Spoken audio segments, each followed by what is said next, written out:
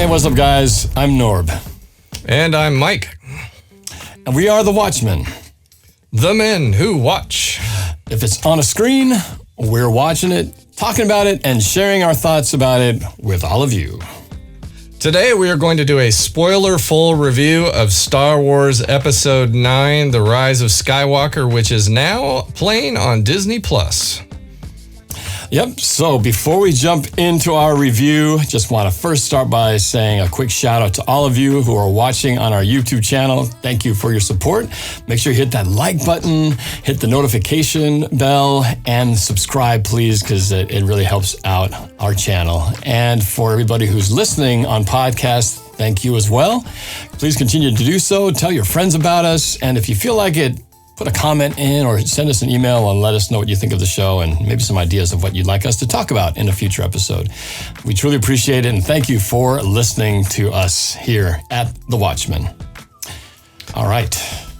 When it is discovered that the evil Emperor Palpatine did not die at the hands of Darth Vader, the rebels must race against the clock to find out his whereabouts. Finn and Poe lead the resistance to put a stop to the First Order's plans to form a new empire, while Rey anticipates her inevitable confrontation with Kylo Ren. That, my friend Norb, is the synopsis of The Rise of Skywalker. This was shot on 35mm film, a little bit of 65mm as well, directed by J.J. Abrams, and it came out in December of 2019. And I gotta ask you right away. We watched it again. I suggested this because it was on Disney Plus, and I thought it would be fun to hash this movie out. Did you like it better? Big question right off the bat, and then we'll just get into the nitty-gritty details. Okay, and I have to preface this for those of you who haven't listened to our shows before. If you have, you kind of know where we stand, at least where Mike stands on this movie, because he put this as his most disappointing movie of all time. I did not. So clearly, our differences were already showing just a few episodes ago. But to answer your question, again, backing up, it made me realize that I had one of those, I should have taken a 5-hour energy before the show, because I definitely had some long blinks in the theater watching this show. So watching it again, this time not falling asleep or dozing off in any parts, I got to see the whole movie and the little details that I missed the first time around. And to get into it quickly, the answer to your question was yes. I actually liked it better. I could tell by your tone. I liked it better this time than the first time. It didn't completely make me go, wow, this movie is, I don't know what I watched the first time, but this is totally different. But now that I feel like I've seen everything, I have a clearer perspective, and I'm better prepared to talk about this movie today than I think I would have if I didn't watch it again. So it didn't, I'll say this much, it didn't make the movie drop for me. Like, oh man, I watched it, and now that I've seen everything, it got worse. It did not get worse for me. I had a better appreciation for the film. So I will say that much. Well, I am ready to rip this film a new one. And you know what? Star Wars fans everywhere, unite and rejoice, because you have an ally in Norb. He's going to make you feel good about why you like this movie as much as him. So thank goodness. And this whole time because now you have friends everywhere. And the whole time I'm watching this, of course, I have you in the back of my head telling me, I hate this movie with all my soul. So I'm watching it knowing that you think that. So I couldn't watch it not thinking about the fact that we're going to talk about it and knowing how you stood about it. Usually when we go to a movie review, I don't know necessarily how you feel about the movie. We find out at the moment. I already knew. So it definitely was part of my mindset as I'm preparing to watch this, in a sense of being prepared to defend or looking for things that fit what I could see why you didn't like it, and going, okay, do I not like it for the same reasons, or do I have a different take on it? So I had that in my head going into this film, watching it this time around. It wasn't the clean, objective sort of, never seen this before, let's go see how it's like. So I had to know that, knowing I'm going into this case, knowing where the prosecuting attorney stands, and he wants to get the death sentence for it. So I feel like this is the exact opposite of Star Wars Episode 1, where I did everything I could to like that film, and I convinced myself when we saw it in the theater that it wasn't that bad, and Norb came out just ripping it apart. So it is funny to feel like things have flopped here a little bit. Well, and I didn't go to this movie trying to love it. I wasn't going to please, I want this movie to be good. I'm gonna find every way to make this a positive thing. I didn't go into it. I went into it with a pretty kind of just, okay, I need to watch this. I know I missed a few things, so I'm going to really try to digest this and go, how do I feel about this movie? And then as we talk, compared to the rest of the entire Star Wars saga, as it sort of, feels in my head. So Mike, Babu Frick fans unite as well. Norb likes you, Babu Frick. We'll get into that later. But you've got the longer list. You're prepared to rip. So as a prosecuting attorney for The Rise of Skywalker, you get to have the opening arguments. So you have the floor, counselor. I'm still not convinced you like this movie. A part of me still thinks you might just be playing devil's advocate just to make the argument more fun. So you know what? You're going to have to really convince me you like this film, and I think I'll know when we get into it if you truly love it or you're just pretending to love it just to be a counter to me. So that's fine though. I'm totally good with that. You're really psychoanalyzing me on this one. Okay, I am. We'll find out. Well, and also I know the way you watch movies now is the way you watch movies at home is you tend to stop and start them roughly 5 to 10 times throughout the film. So be honest with me. How many times did you pause this movie and go do something else and then get back to it? Probably 5 to 10 times. Yeah. Yes. That is not how you watch a movie. I'm sorry. It's not how you watch an important movie. So I'm already knocking you for that because that is not how you watch a film. It's not. So if you're in the theater, you can't do that. That's the problem with watching at home is people like yourself. You can just pause and get back to it. And I just think that's just not the way the director intended. I don't care what kind of a movie it is. So anyway, thank you for being honest. Yep.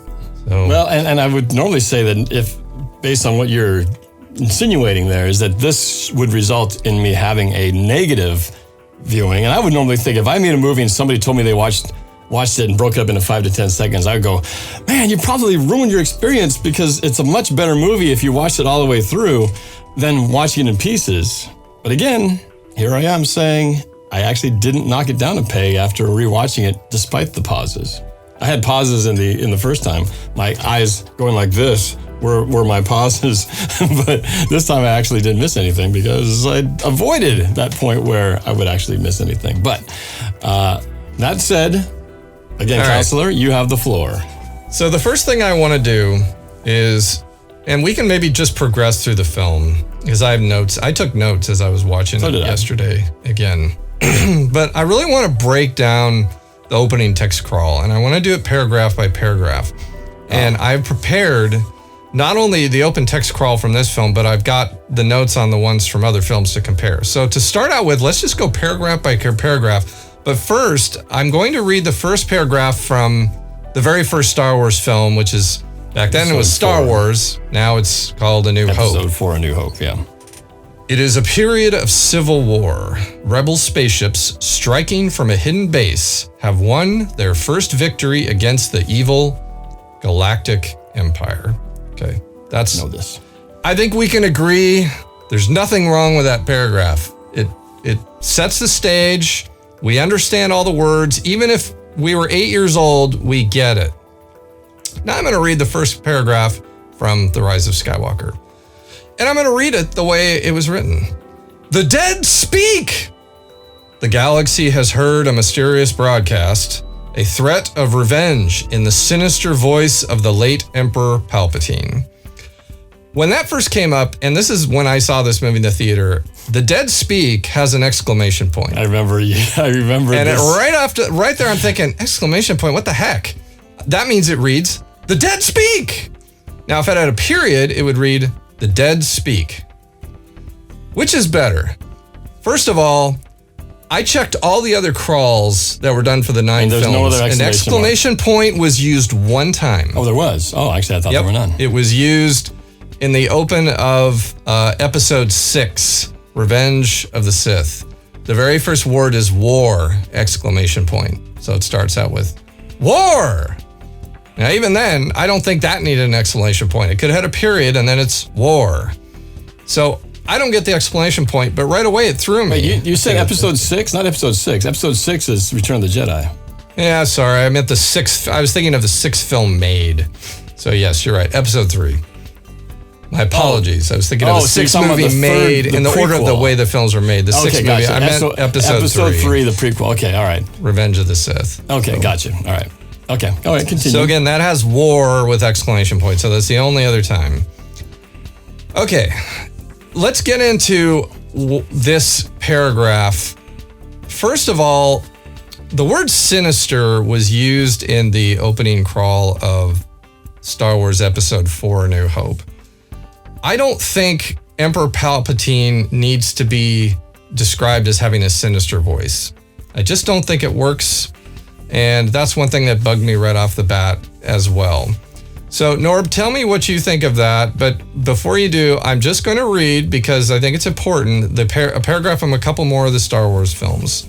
The Empire Strikes Back, which we both agree is pretty much our favorite of all time. It is a dark time for the rebellion. Although the Death Star has been destroyed, Imperial troops have driven the rebel forces from their hidden base and pursued them across the galaxy. Once again, easy to understand. Not too many crazy descriptive words there. Now I'm going to read one from your favorite, The Phantom Menace. Yeah, I was going to say that's the worst one of the bunch, but go ahead. Turmoil has engulfed the Galactic Republic. The taxation of trade routes to outlying star systems is in dispute. Well, I think we'd agree the problem with that paragraph is the word taxation. Anyone under 10 years old is going to not know what that word means. You don't know what tax is. A trade routes? What is that? Taxation of trade routes. Right away, I want to know about dark evil forces and rebellions. Taxation of trade routes. As a kid, you're like, what? And even as an adult, I read that going, what? What kind of movie is this? Is this political wars or Star Wars? But okay.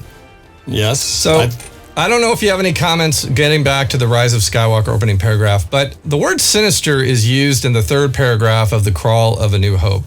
Pursued by the Empire's sinister agents, Princess Leia races home aboard her starship, custodian of the stolen plans that can save her people and restore freedom to the galaxy. I'm curious. Sinister agents. I get that. Yeah. I know it's sinister agents. While you're at it, I want to hear Jedi. I want to hear the Jedi opening crawl. You have that one handy? I could pull it up. I mean, if you're going to go that far to go 1 and 2, I'd like to hear the third one just in this trilogy. You don't have to read any more from the prequel.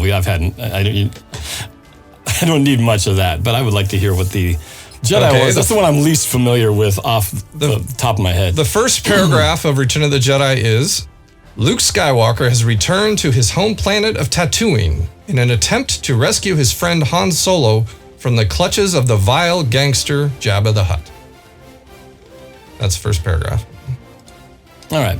So clearly they like to use, vile, sinister. I get it. And that vile works, sinister works. I don't like them calling the voice of Emperor Palpatine sinister. I feel like they're reusing a word that's already been used just to use it, just to throw it in. I'm already feeling insulted. Like they're trying to force feed me nostalgia.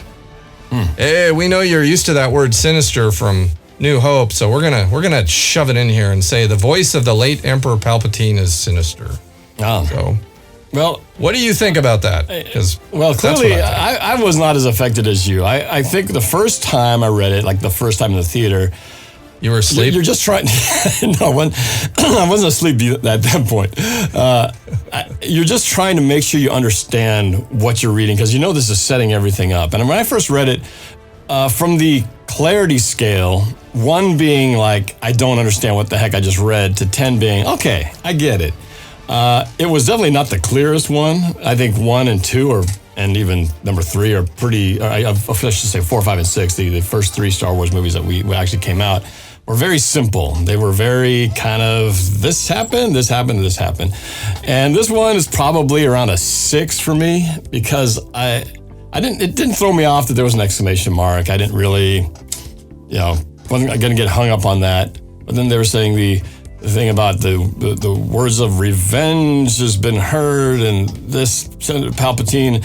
So, of course, in my brain, I didn't even know, and a lot of people might have already known that the Emperor was going to be in this movie. I was pretty clear, not really knowing too much about the story, that I didn't know the Emperor was coming back in this. So the first thought that, what, Palpatine?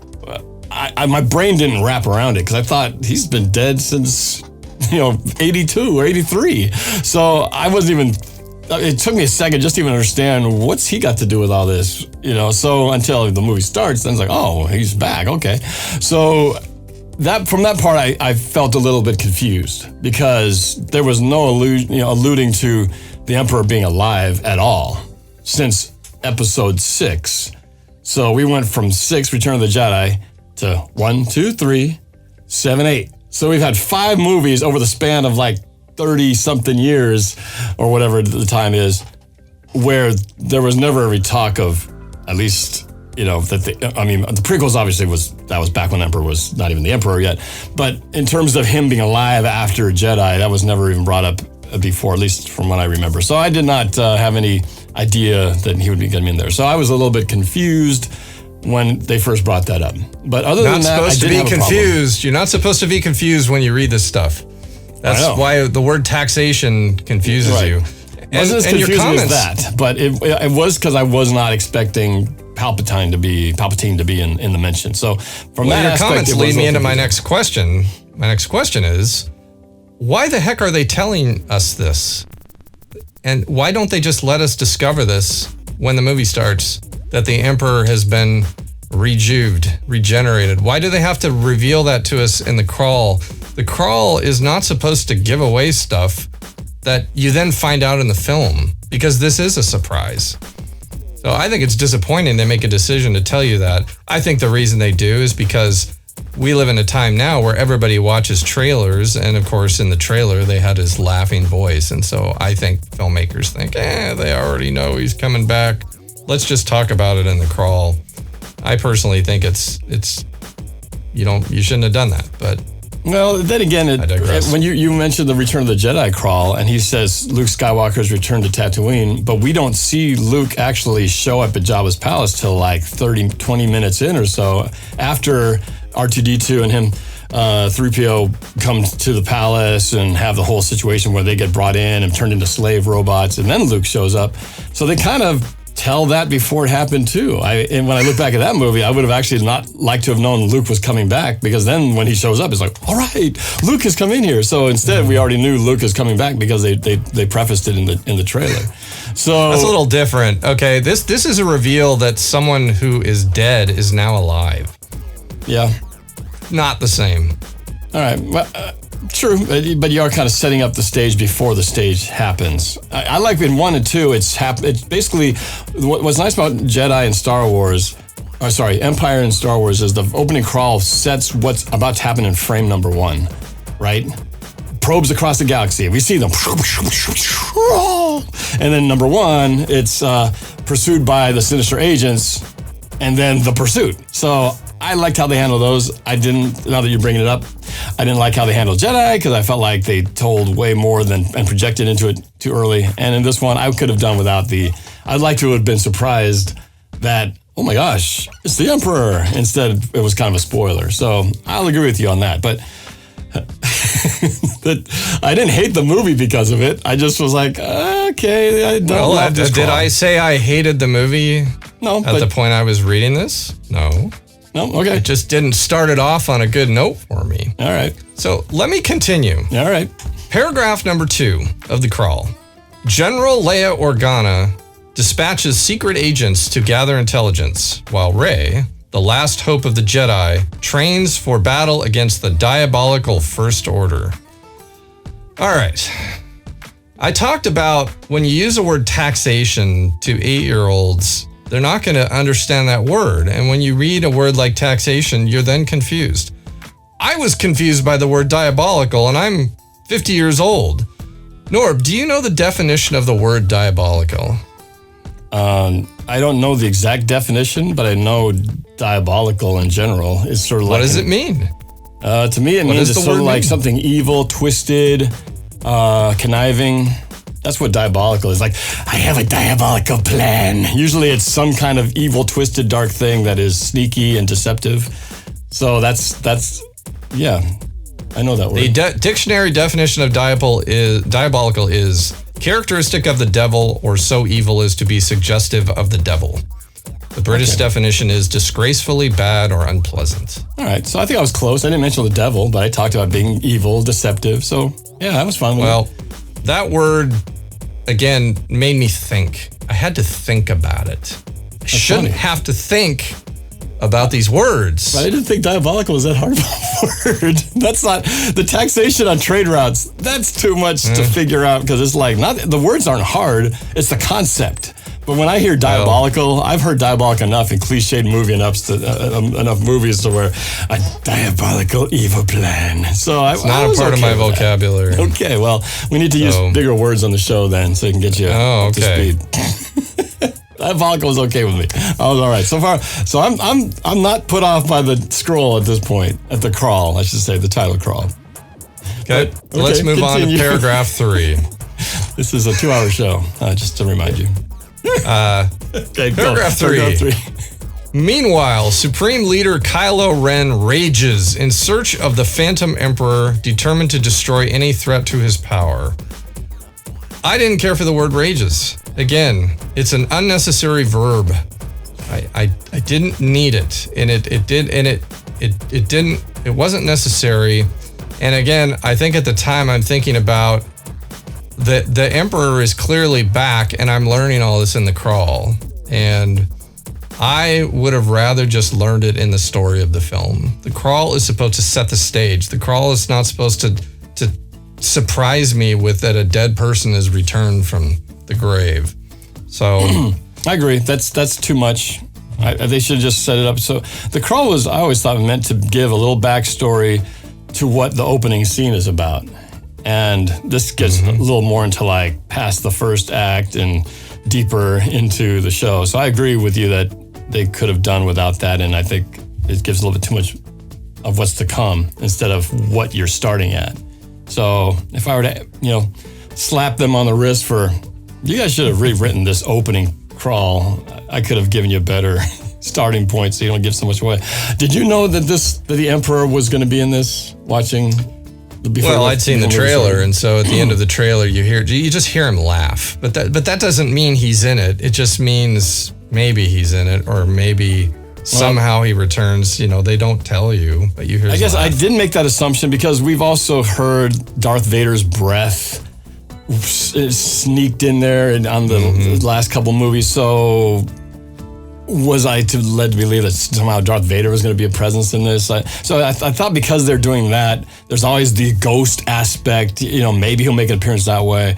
So I guess I was kind of trying to keep not assuming that's going to be there, but I certainly didn't know what his presence and significance in this movie was going to be. Didn't see that one coming, but the crawl definitely spelled it out for you. So it's too bad. It's too bad that you couldn't just let things play out. So. Well, I agree with you again, this is how the movie started for me, is I'm thinking about that exclamation point. The word diabolical didn't just roll off the tongue. So, the definition of that word says the emperor is associated with the devil. That to me is kind of... Well, unless you read the British version, they did mention the devil in there. So. That means it's subject to interpretation. So, well, anytime I thought of diabolical, I never had the devil in mind. But that said, there we go. Webster's, and we're off. So why don't we toss to you, Norb? We're off. Tell me what you liked about starting this journey through this film. Okay, I'm going to start with just a general observation, and before I get to nitpicking scenes. But one thing I felt as a whole, and maybe this speaks to even episodes 7, 8, and 9. I don't know how we call it the last 3 movies, the more recent trilogy. Because to me, Star Wars is made up of 9 movies. You've got the original 4, 5, and 6, and then there's the prequels, and then there's the last three. How do people reference the last three? Is there even a name for the last three? I call them the newer ones, but it's 7, 8, and 9. But one thing we definitely know is that from a production, sound, and a special effects standpoint, we know that was always going to get better, and we've seen the best we've ever seen in 7, 8, and 9. But I'll say one thing that I thought we improved on, and might even have improved since even Episode 5, Empire Strikes Back, is that I actually think that the acting is much better than really. There's something to be discussed about, something to be desired, even in one of our favorite Return of the Jedi, number 6. But to me, one of the other things that really bothered me about 1, 2, and 3, I thought the acting and probably the writing in conjunction was horrendous in 1, 2, and 3. The prequels had terrible writing and thus terrible direction. The story and the world created by George Lucas is amazing, but the execution of the direction and the writing makes some of these characters who are really good actors sound terrible. Natalie Portman was as wooden as I'd ever seen her in a film. Of course, we all know about the different actors who played Anakin, the kid. Is it Lloyd? Jacob Lloyd, or whatever his name is, Lloyd. And then what's the name of the actor who played the older guy? Terrible. I think it ruined his career. And they killed the women and the children. Hayden Christensen. Hayden Christensen. My gosh, like some of the worst I've ever seen, and that really brought the movie down a whole nother level. So going to 7, 8, and 9, because we haven't really talked about the other two movies. One thing I can say is that actually the acting and just the chops and the overall feel of the characters, I think the dialogue and acting level is better than what we've seen in a long time. I go back to 5, Empire Strikes Back, because to me, I hold that on a pedestal by itself. And I just found myself going, you know what? The acting is actually pretty good. I'm actually enjoying the acting in this, especially by our lead, what's her name, who plays Rey. I'm real prepared with all the names, as you can tell. But Rey, she's a great, I think she plays her character well.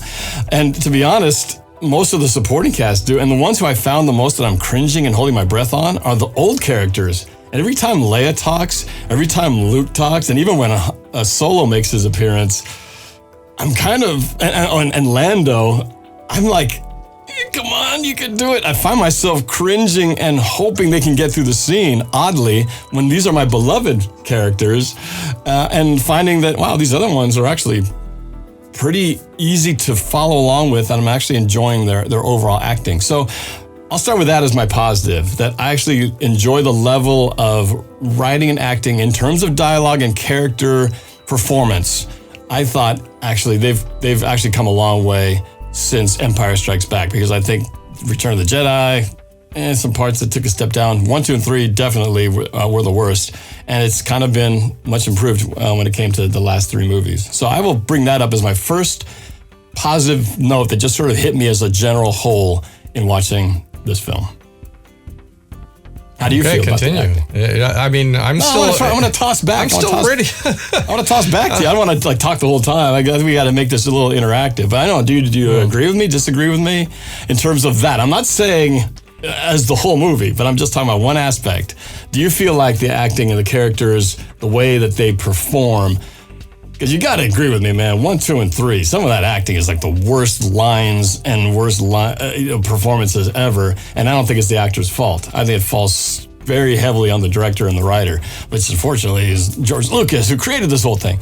So, I mean, do you disagree with me? If you want me to just focus on acting and not at all think about story, I'm not talking about story. I'm talking about we'll get to that later. But in terms of performance, fine. Yeah, no complaints about the acting. They know how to act. But I don't know about you. It's like every time Princess Leia had to talk, I was like, it's like me rooting for an old lady to like be able to walk across the street. Come on, you can do it. Okay, that was all right. That was okay. We all knew that Princess Leia's performance was manufactured from outtakes of Episode 8. So she wasn't even really in this movie. Well, So, I guess I also put this as a blanket. Even watching her in the previous movie where she was still alive for it, there were times when it's like, I felt it was frustrating to feel like I was having a hard time watching her act because she, to me, was just, I don't know, it was less natural. She took a step down compared to the other actors who did a really good job. So I had a hard time watching her. I had a hard time watching Lando, to be honest. There were some moments where it was just like, oh boy, I'm getting come on, Gramps, you can get through this. And he's one of my beloved. Well, Lando ends every line with a laugh. He said, "Hey, Chewie." That was another thing. I was like, too many laughing, jolly moments. Actually, I wanted a couple more serious ones, but that was just my feel. I found myself going, wow, I'm actually liking the acting of the characters who I don't really connect with and not connecting well with the ones who are my favorites since I was a kid growing up. That's just what I will say is that if you look at the relationship between Luke, Leia, and Lando, the older characters in this film, I think part of the problem is that they were all young, energetic characters that we grew up with, and now they're supposed to be old, wise people.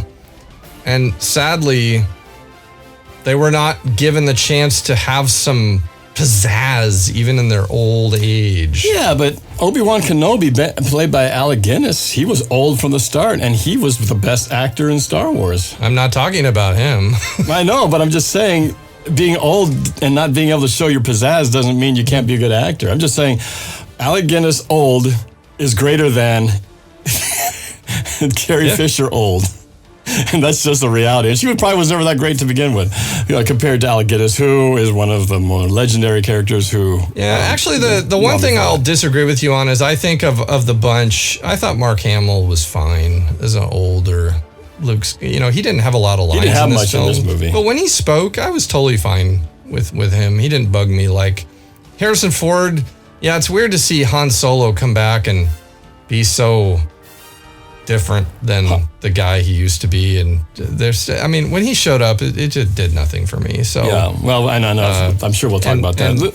Carrie Fisher, she wasn't even in this movie. To be fair, Mark Hamill didn't have a lot of scenes, so it wasn't like he had a bunch of scenes that he failed on. He really was hardly in this movie. I guess I sort of lumped that in with just my overall impression of Mark Hamill as he appeared, and basically really had two movies he was in. He was basically in the second movie and this one, mostly on the last one, but it's more, I think I'm just going off of the whole. As I said, I'm kind of related to 7, 8, 9 as a whole, the acting arc and presentation of how the writing and the acting has been. It has actually been the newer actors who I think actually carried it better than even my old favorites. There were times when Mark Hamill was all right, but he was my hero growing up. And I guess when I look back now, probably some of his acting in Star Wars probably wasn't great either. I want to go to Tashi Station and pick up some power converters. He really wasn't some standout, but he was great. In my mind, he couldn't do no wrong. And I guess maybe now that I'm older and I'm seeing him older, we just haven't aged well together to where I love him equally as I did when I was a kid and he was a kid. Well, the good thing is you didn't have to spend much time with him. He was in the movie for about a minute. Yeah, as a ghost. So... yeah, that's more of a general observation. All right, so I toss to you now. Now you get to take another one. Where do you want to start? I was looking for something interesting from you, and so far I don't have anything. Maybe not interesting. That's a positive. I'm trying to start with some positive things about the movie. Okay, well, my first major complaint, and I'm not going to get into story yet. I'm going to get into production, and that is... and you and I know, have agreed, and the one thing we got tired of J.J. Abrams' filmmaking style is lens flares. He used a lot of lens flares when he did the first Star Trek movie, and to the point where you're having to fight to look through them to watch actors deliver lines. And we both talked about that. What I realized watching this is that J.J. Abrams has stopped with lens flares and moved on to flashing lights. Because the first 15 minutes of the movie was killing my eyes.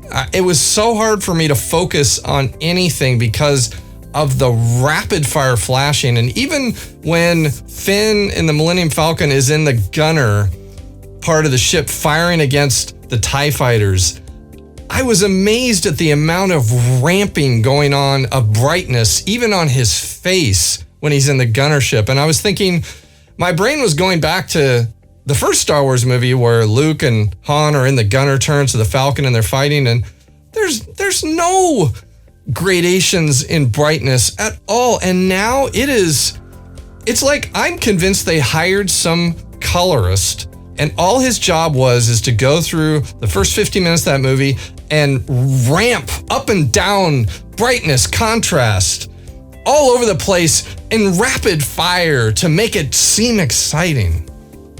And so that was extremely distracting for me. And my conclusion is J.J. Abrams has decided that this is the new lens flare of today. Instead of lens flares, well, actually, there still were some lens flares in there, but now it was just a flashing fest of brightness. And even they have a warning before the movie. This is photosensitive viewers.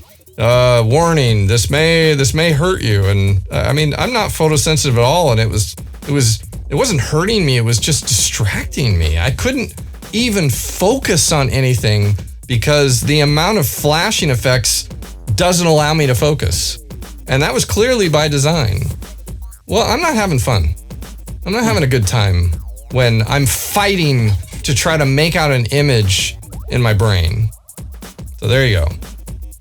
Well, the only time I really noticed it was when they reveal the Emperor in his little, whatever that thing is, this tube thing that he's hooked up to, and they never really show him full up. And when they do, and there's light on his face, it's all strobing, so it's like... So that's the first time I really noticed how much massive flashing, that was going on that part. And I guess I just took it to, it's like an alternate version of the old, lightning flash whenever something evil happens. And then the lightning crackle happens right at the perfect moment when you need something, scary to happen. So it felt like that, except it was like nonstop. It was like this nonstop flickering of, lights, strobe lights, which probably made no sense as to why it would be strobing that radically and that consistent. But I guess it didn't bother me. I just sort of saw it and it was like, okay, they're doing some light tricks. They don't want you to get a good long look at the Emperor. They just want you to kind of get to see parts of him, and it's in this little figments here and there. So you just kind of see him, but not really focused. That was the only time I really was thinking about, wow, they're really strobing this shot up here. But again, it's like I said, it's like lightning on a horror scene. It's just that, to me, it was that on steroids. But it didn't bother me. I just thought, okay, this is what it is. So I was just rolling with it. A lot of times I'm just rolling with it. So it didn't bother me. I just rolled with it. Well, I remember how bothered you were by lens flares. So this one, the Star Trek one, made it hard for me to focus. I couldn't focus on anything. Even when Finn was firing the gun and the Falcon apart, I wanted to enjoy, because it's a battle against TIE fighters. I couldn't even focus on his face because it was just ramping up and down in brightness, rapid fire. So that's my complaint. Anyway, back to you. I'm ready to hear some really positive things about getting into this film that affected you so well. So I'm listening. All right. Well, again, I'm not. I'm going to more look at this as a breakdown of, throughout the movie, because there's. Don't get me wrong here. I got plenty of things that I have questions about and critiques, but at some point you take the whole measure of everything and go, okay, well, this is how I feel about the overall movie, which I guess we'll kind of sum that all up when we get to the end of it. Okay. I'm going to just go through my notes as I went through it, because that first one was just more of an overarching overall feel. So some of it is just maybe a little of my confusion, but trying to even understand how things got to where they were. So when we first meet the Emperor, we just talk about the flashing thing. And then it reveals that the Emperor has hundreds of Star Destroyers. I don't know. I mean, you couldn't count them. It's just like row after row after row after row, row. So this is huge. I mean, each of these Star Destroyers are like a little mini city. And now there's hundreds of them. My first part was like, holy cow, this is unstoppable, because you've got each one of these is already strong by itself. You multiply that times 100 or 1,000, whatever they had there. I first kept thinking, once I got past the shock of, wow, the Emperor is alive, how is that possible? Because your brain just goes back to, how did he die? Oh yeah, he got thrown overboard by Darth Vader into this big tube that looked like he burned up into flames. But yeah, you never actually saw his body. So I guess I can understand, well, they never produced the corpse. We never saw the autopsy. We never saw him on a slab at the morgue. So I guess he could still have somehow escaped the Death Star and not gotten blown up. Even though he fell into a pit with a big blast. A big blast when he fell his body being fried and disintegrated. Believe me, I think we all assumed he was dead, but we don't know really what happened to him. We saw him fall down, and we saw this big sort of this gust of lights and stuff that fly out. But then he's got electricity coming out of his fingers, so you never really know what the Emperor is supposed to do when he dies. He doesn't just die a normal death where he goes, ugh. Blood. I mean, so we assumed it was a spectacular explosion of death, but we never really saw it. So my brain going, okay, maybe he'd survived that. But then how did he get out of the Death Star and not get blown up? That means somebody had to have taken him, or he had to have gotten onto a ship and gone somewhere, right? So I was wondering about that. How did he survive? Because Darth Vader wasn't him. So it had been some other, did the stormtrooper like go, hey, Fred, the Emperor's laying down here. Let's go get him into a TIE fighter and let's go take him safely somewhere. They never explained it. So I had a hard time understanding why he's even alive. But once I said, okay, he's alive. That's the premise. We'll go with it. But then I started thinking, wow, they've built hundreds of these Star Destroyers, which can't take like a day. I mean, they built that second Death Star, which was blown up in Episode 4, and it still wasn't done 2 movies and like 7 years later, it was still partially done. So how did they build hundreds of these Star Destroyers, which are, if you take all of them, they're way bigger than a Death Star if you add them all together? How the hell do they have enough time to build all this when he just got thrown out of the Death Star, barely alive, and somehow they manufactured all these ships? So how... And again, I'm being critical, and I never went and said that everything coming out of my mouth is going to be positive about this movie. I know, I'm just still waiting for some positive. So I'm waiting.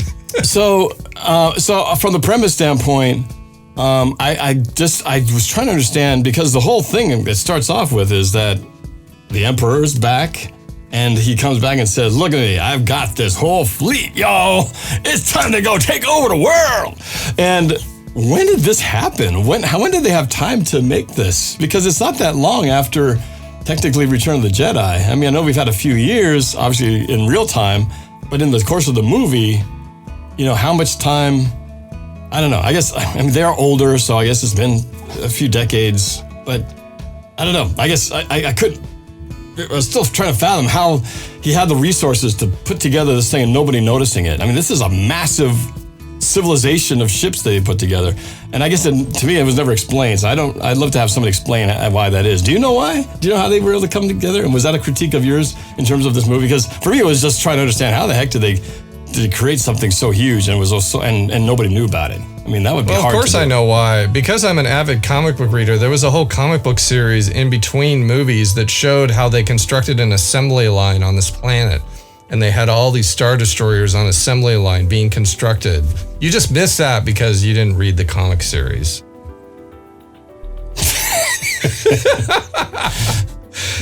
I'm pulling your leg. I know you well enough. I wouldn't have been surprised. Like, oh, okay, that explains it. So were you confused about that? Was that an issue for you as well?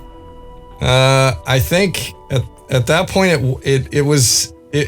I agree with you. I think at the time I'm just like, okay. There's a big fleet of Star Destroyers. I mean, going back to the Return of the Jedi, one thing I liked about Return of the Jedi is they're just building another Death Star. You can get your head wrapped around that, and it's under construction. I mean, it's like they're even alluding to the fact that, these things just don't appear. Yeah. They have to be built, and so here it's just there, and it's in a secret place that no one knows how to find, and there's only 2 maps in existence that can lead you the way. So you can get into more ridiculousness there as far as I'm concerned. But anyway. So, yeah. So that's actually was more of a negative, a knock on the premise, because with Star Wars, when they built the second it was movie number 3. They were building it. It was already built in part 1. But Empire Strikes Back never alluded to that they were building it. But the Empire was still dominant. They still had tons of resources, huge ships. I mean, they were well in effect. So these guys had clearly the infrastructure to create such a large thing like another Death Star.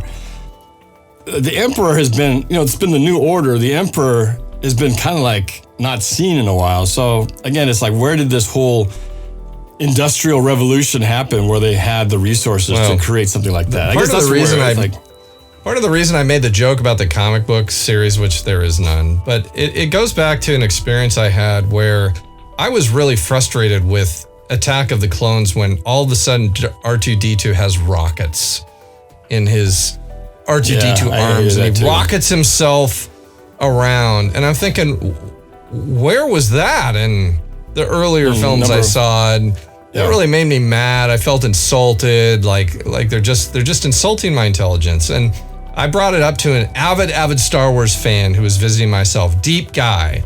And I made that very complaint. And I remember he shook his head at me very condescending, and he said, "Oh, you're one of those." He said, "Well, if you would really know your Star Wars, you would understand that there was a time in between where the Emperor outlawed things like that in droids, and so R2-D2's rockets were removed during that period before and after." And he told it to me very condescending, as if clearly I am just a movie watcher and not a real Star Wars person who would know those things. So, no, and maybe there is, I'm not. That actually makes sense if that actually is written somewhere, and I just never got to it because it wasn't explained in the movies. I'm only the movie guy. I have not read all those shows or watched all the Clone Wars animated series, so I probably am missing some details. I just bring it up because, for me, as a guy who can only have time to watch the movies, I'd like to be able to watch the movies and know that I don't need a key piece of information from some comic book or a graphic novel that if I didn't read that, I'm going to be completely missing the boat on the whole story. You know what I mean?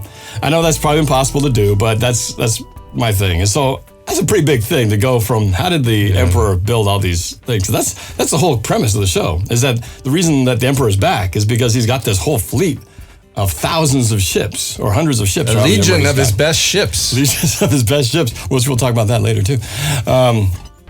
So, all right, we should keep going here. Yeah, keep going because this show will be 4 hours long by the time we're done. Okay, so I think it's your turn now. Okay. Well, looking at my notes, let's see, where should I start? I would say part of my problem getting into the thick of the story, once we're establishing, okay, the Emperor's got the ships, Kylo Ren wants to destroy the Emperor, and then he can communicate with Rey, and Finn and Poe are wanting to help. What I realized again, and this is the sad part, is that I just don't care about these characters. And yeah, their acting was fine, but I just don't care about them. I feel nothing about them like I did with Luke and Han and Leia and Chewie. The characters I grew up with, religiously following and cared about. They were my friends, and when Han got frozen in the carbonite, I cried. And Finn and Rey, by the third movie, I just don't care. And all I can say is they didn't pull me in enough to care.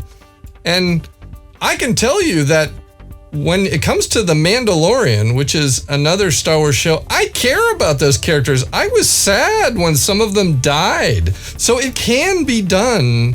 Modern day Star Wars can make characters that I care about.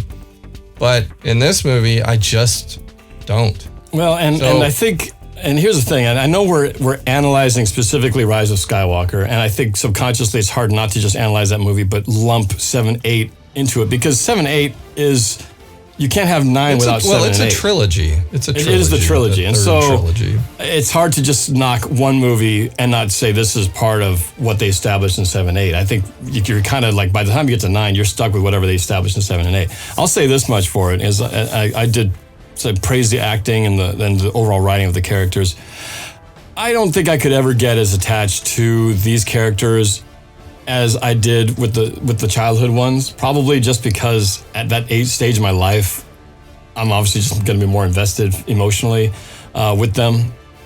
They could probably do 6 more movies with these characters, and I probably still would never get as close as I did with the first 3. My point again is, though, The Mandalorian is an example of something done in Star Wars today that had characters that I care about. And I've watched The Mandalorian all the way through twice.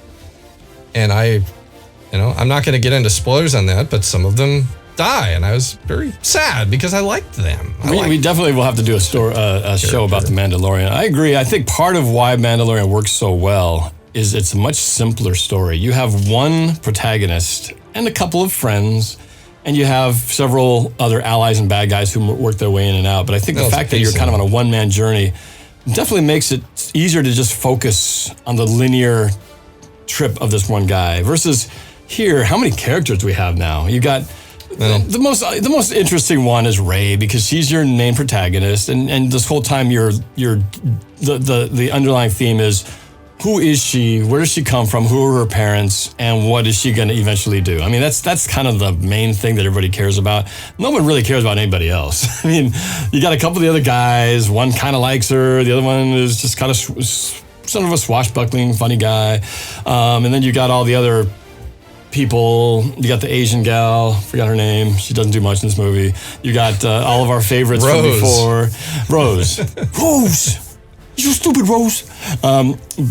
But, so to me, and then Kylo Ren. You got Rey and Kylo Ren and the duality of those two characters. They're the ones I wouldn't say I'm emotionally invested in. I'm just by the time we got to the third movie, I just wanted to see, okay, what are they going to finally decide to do with these guys? Are they going to get together?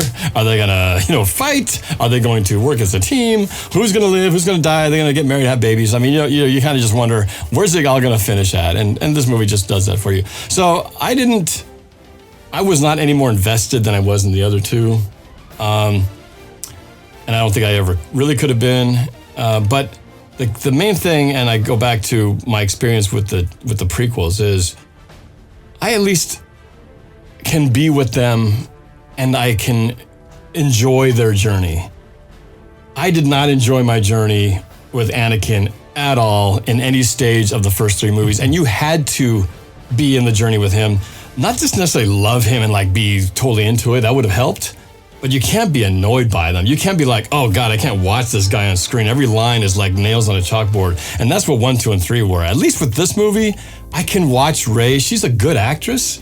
She's good in this. And her storyline is, you just want to see how it's going to finish. Kylo Ren as a character, he's a little frustrating at times. A little bit like, where is he going from time to time? Like, I think they're a little inconsistent with where his character lies, but I guess that's part of him. He's a little bit kind of crazy and all over the place and a little bit temperamental. But I'm interested enough to see where they end up, but I don't mind watching them. Unlike 1, 2, and 3, I could not stand watching, what's his name? Who's his horrible actor name? Hayden Christensen. Can't get that name. Don't want to say it. But him and Natalie Portman have about as much chemistry as 2 slugs. I mean, they're horrible to watch. 2 slugs with salt being poured on them. So, I mean, I could not watch that. And that is the premise. That is the entire reason you're watching 1, 2, and 3 is you want to watch, why did Anakin go from nice little boy to Darth Vader? And if you don't like the journey, and I didn't like the journey, you can't get into this whole arc. I didn't have that problem with this one. I wanted to see how it finished, and I was okay with that. All right, so I have a list of things, specific moments in the movies that make me scratch my head. I guess. All right, go for it. I'm waiting for details from you, and I'm not getting them, Norb. I feel like I'm still not convinced you love this movie. Well, and I'll explain my thought on that. But go ahead. You start with some of your details, and I'll explain a few lack of mine. So you can I'm going to talk about things that sucked, and you can tell me why they're great. Because you like this movie so much. I'm not going to say they're great. I'm looking forward to being enlightened. They're great. I'm going to say. But you said you like this movie. You said you like this movie.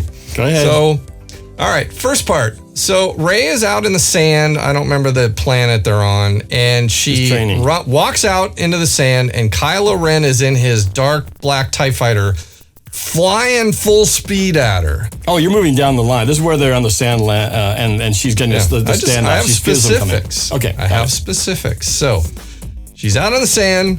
and he's flying at her. And of course, this was in the trailer. And in the last second, she does this balletic flip and runs a lightsaber right through the side, and he crashes. Okay, before that, Kylo Ren had a talk with her and said, I'm going to offer you my hand, and you're going to take it. And we're gonna join together and rule the galaxy as father and son. Sorry, I had to do the fist. So fist. Okay, he looks like he's gonna run her over. I'm asking myself, what is his plan? He is flying at her 200 miles an hour. Is he gonna reach out his hand and scoop her up at the last second and pull her in the boat? Or is he gonna run her over and kill her and she jumps out of the way at the last second with a lightsaber? I'm confused. So Norb, enlighten me. What was happening there that I don't understand? I don't know. I just thought it was a cool shot. I've never seen anything like that, so I thought that was kind of cool. So you weren't thinking about any detail or deep understanding. That's what the filmmakers want you to go. Like, wow, I've never seen someone do a Matrix flip over a TIE fighter. That just doesn't happen. Human versus TIE fighter. Never seen it before. Okay. He's going to run her over. He's going to run her over. Okay, this is what I'm thinking. This is what I'm thinking. First of all, he knows she's too smart to get run over. So, and there's plenty of times throughout this show, and I made a question later, and I think I was going to ask it at a later point here, but, so I'm jumping ahead on one of my notes. And I think this had more to do with, this is later on when they're on the boat, or that piece of, when they're fighting in the water, having the lightsaber. So I'm jumping ahead on my notes, but can we go back to the scene I'm talking about, though? No, but this is related. Right. Okay. So the whole time they see each other, they're always fighting. They're always having a lightsaber battle. Whether it's that virtual reality version where she's in one place, he's in another, they're lightsabering and hitting stuff. And in that one, he charges at her with the thing, and so there's a battle there. And then later on, when they're on top of the water surface of the broken Death Star pieces or whatever they were on, and they're having that lightsaber battle, they're fighting there as well. So, I was always asking myself, and I guess I even asked, it brought me back to the old movie, is why are they fighting? If the idea is he wants to get her to join, why fight? Because what if he accidentally stabs her and kills her? Well, then the objective is ruined, right? Kind of the same way with, you can almost apply the same thing to Return of the Jedi, or even Empire Strikes Back. Darth Vader wants to turn Luke to the dark side. That's the ultimate goal. Just like here, the ultimate goal is the Emperor wants to turn Rey to the dark side. That's the ultimate thing. First it was Luke, and now it's her. But during even part 2 in Empire and in Jedi, there were plenty of moments where they're lightsaber fighting, and Darth Vader could get one lucky swipe in and probably kill Luke if he let his guard down for a second and kill him, and then the Emperor would be like, "You stupid fool, you just killed him! I said I wanted him alive!" "Oh, sorry, Emperor, I got a little lucky with that swing. I don't see that happening. Sorry, dude." So, even during those battles, there was always a chance they could kill each other, and Luke wanted to kill him, but Darth Vader, who's trying to save him to get him converted, was taking swings and doing things that could have resulted in his death, but we never questioned, why is he fighting him? He shouldn't be fighting him because we don't want to kill him. So I guess I threw that into the old Star Wars, it seems like, and then again, it goes to the end of the movie where it's the standoff between the Emperor and Rey, where at some point, I'm not sure what it takes to convert somebody to the dark side, but it seems like there's a lot of fighting involved, and usually a lot of breaking the person down, and maybe taking their hand means you got to just beat them to a pulp and then into submission, and then when they finally go, "Uncle, okay, you win, I convert," and then that's what it takes. So maybe you got to do whatever means possible, because you know that Rey and Luke were never going to go down at going with the dark side without a fight. And so you could just sort of sweet talk him. "Come on, Rey. It'll be fun. Come on, take my hand." "All right, I'll do it." No, they got to beat each other up. He's got to knock her down, probably break a few legs, probably cut a hand off, do that kind of stuff. So a TIE fighter is flying at her. I don't think he thinks he's going to be able to kill her. I think whatever it is, he's doing something to eventually know that I'm going to do whatever it takes to beat you down to where eventually you are going to give in to me. And that's how I looked into it, because again, this has been the same nature of how dark side conversions work. Go to the Empire Strikes Back, go to Return of the Jedi, and go to these movies. It's all about how do you convert a good guy to a bad guy. It always takes some kind of major beat down. And so I look at that and I go, well, it's no different. Him charging with a TIE fighter, he knows he's not going to run her over. She's not that lame. She's too smart for that. So it just comes back down to not what he expected to have happen. I don't know, because what is this going to be, like a bullfight where the TIE fighter is the bull and she doing things is going to be like the bullfighter with the red blanket and a sword. So I don't know how he expected that to end, but clearly whatever it takes is he has to fight her a lot. And that was just another form of him having to engage with her in another fight. That's how I took it, as that whole scene and other scenes throughout the movie. I've got it. You've said it 5 times in a row. I got it. I got it. So let's move on. Anytime. Go ahead. Let's move on. So another moment that bugged me the first time and bugged me even more the second time is they go underground and find this sword that has this inscription that will reveal the location of the second map device, which is called a pyramid stone or Sith wayfinder. Yeah. And C-3PO says, oh yeah, I can read it. It tells where it is. Okay, where is it? Oh, I can't tell you. I'm forbidden to translate. I'm forbidden to translate Imperial code. And I'm thinking, what the heck? What the heck? I mean, these are your friends. You've been through life and death with these people. You're a part of the Rebel Alliance. You're not a traitor. No one's going to take you away. Help them out. And to say all of a sudden, I know what it is, but I can't tell you. Sorry. Which leads into this whole memory wipe issue, which, thank goodness, because that's how we get to meet Babu Frick. So my complaint is I thought that was absolutely ridiculous. So, Norb, tell me why you liked it. I like how, because I don't agree that I hate it as much, everything you bring up is going to be something I'm going to disagree and I'll like. I'm still waiting for you to tell me one thing in the show that you liked besides the acting. Well, I'm going to tell you after. Okay. I want to go through all yours, because you have a lot longer points, and I'm going to get to my point and lack of points in a second. Well, I don't want this to be where I basically rattle off my point and then you come back at me with it, because that's not fair to me. Okay, all right. Well, let me start with this point here. So when I heard that, I'm thinking, okay, so he says he's forbidden. So I'm reading this as somehow his programming as a robot, there's something in his code that doesn't allow him to do it. So he doesn't have the, you were bringing it up like a conscience, like, oh, he's just friends, he should just do it. I read it as something was programmed in him where he just can't. He doesn't have a choice. It is forbidden in his programming. So even if he wanted to, he couldn't, because his programming in his brain tells him not to. Kind of like how he said he's not good at telling stories except until Return of the Jedi. Well, that was a consistency thing. I will stand by that one. That he was not a good storyteller. Then he says he's not, and then all of a sudden he's a good one at the end. But maybe he learned in 2 years. He'd never been on any journeys until that point. But on this one, it wasn't him making the decision. He was saying that his programming doesn't allow him to. So I immediately went off of, okay, so 3PO is not saying, I don't want to tell you. He's saying that his programming won't allow him. He really can't. It's just not able to.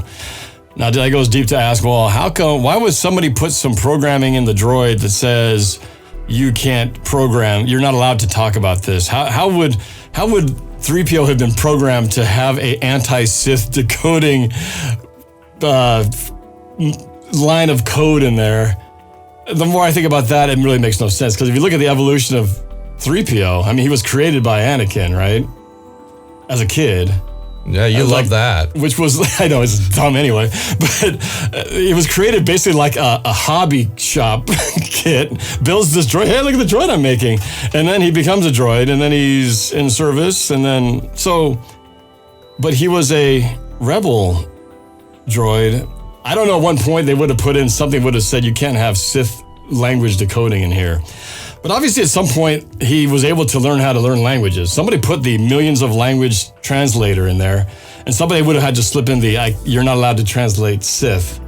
And then, so I guess I never got deep enough to ask, well, where would that have come from? There were points in this movie where, just like in any movie, there are times when you have to simply go, I guess that's just how it is.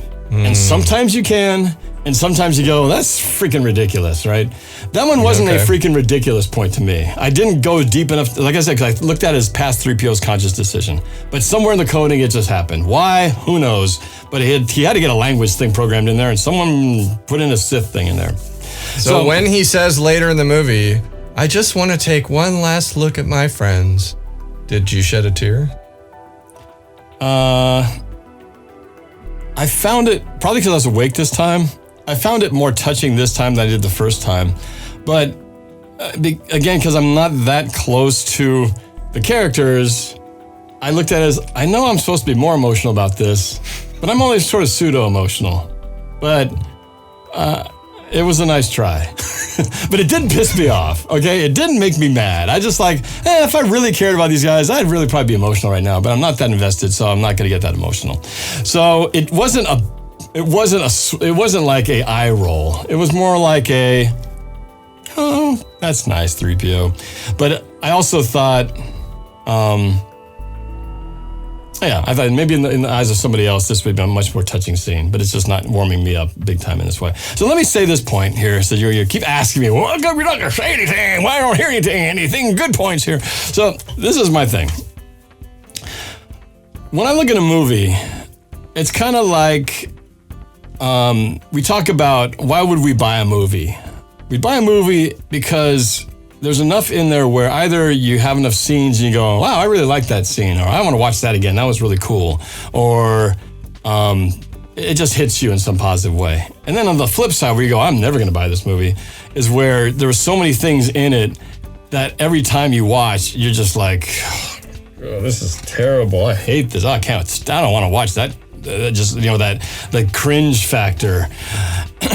So as I was watching this, I had my cringe radar alert on. I was trying to watch, okay, how much of this am I not enjoying myself? And I was ready to take notes. And I was writing down notes of things I was like, oh, I don't understand this, or what's this question, or what's this? And I realized I'd gone all the way from the start, when I had the questions about all the Star Destroyers, and it wasn't until they got to the Endor moon where there was the water part that I didn't write a whole lot of notes of things that I didn't like. And I realized, wow, I'm like past halfway in the movie, and I didn't write down a whole bunch of things that annoy me about this film.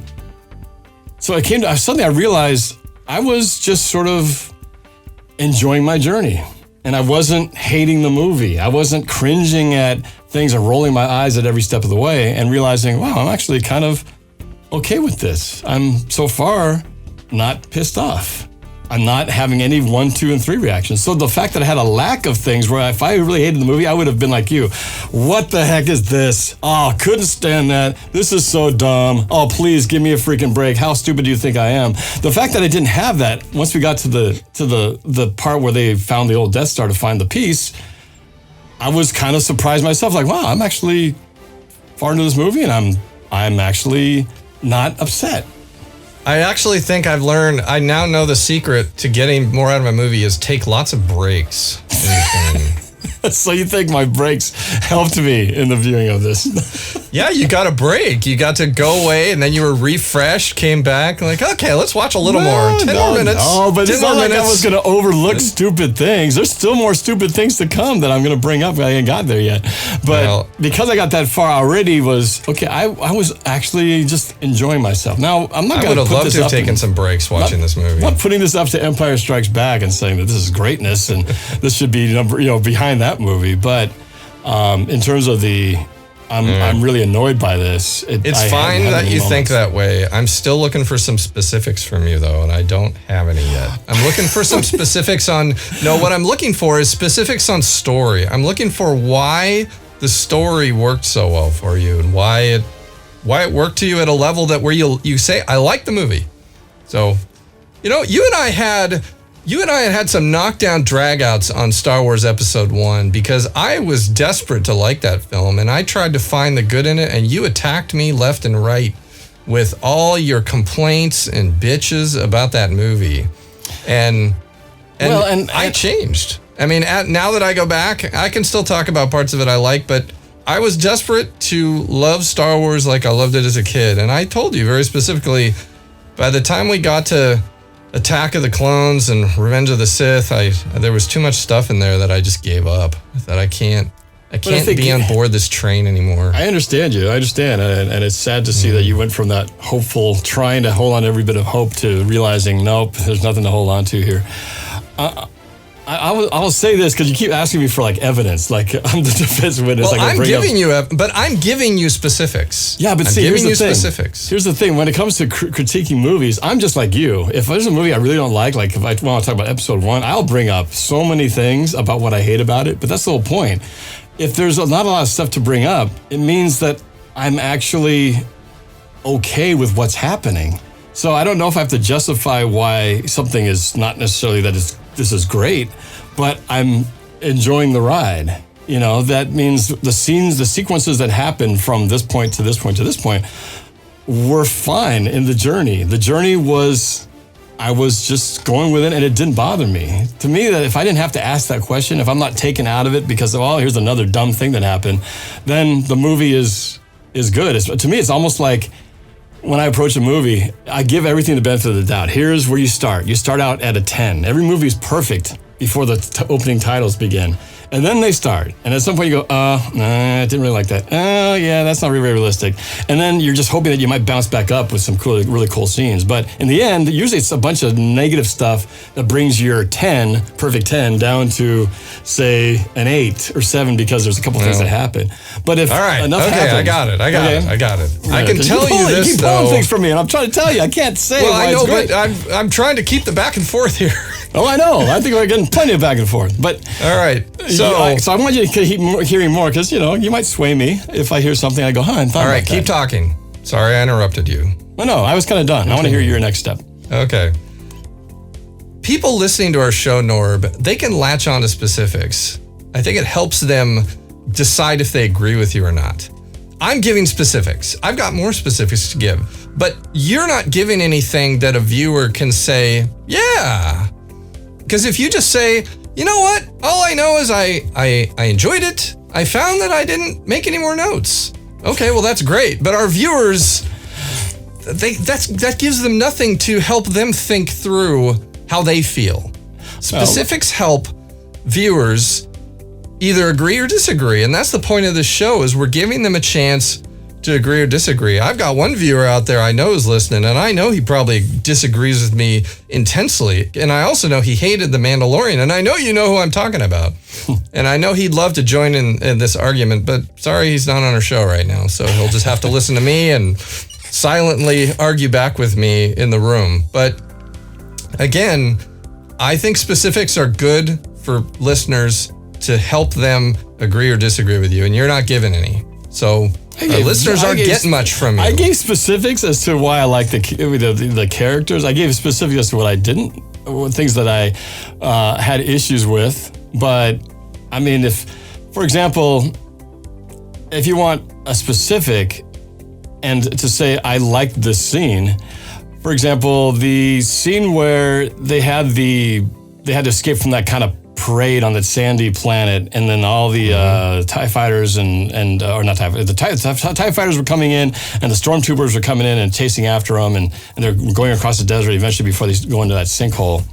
I enjoyed that chase sequence. I actually enjoyed it. That was like, okay, I could kind of watch this. I didn't mind it. It wasn't like watching the Kingdom of the Crystal Skull where I'm going, here's the chase scene I'm supposed to watch, and I hate it.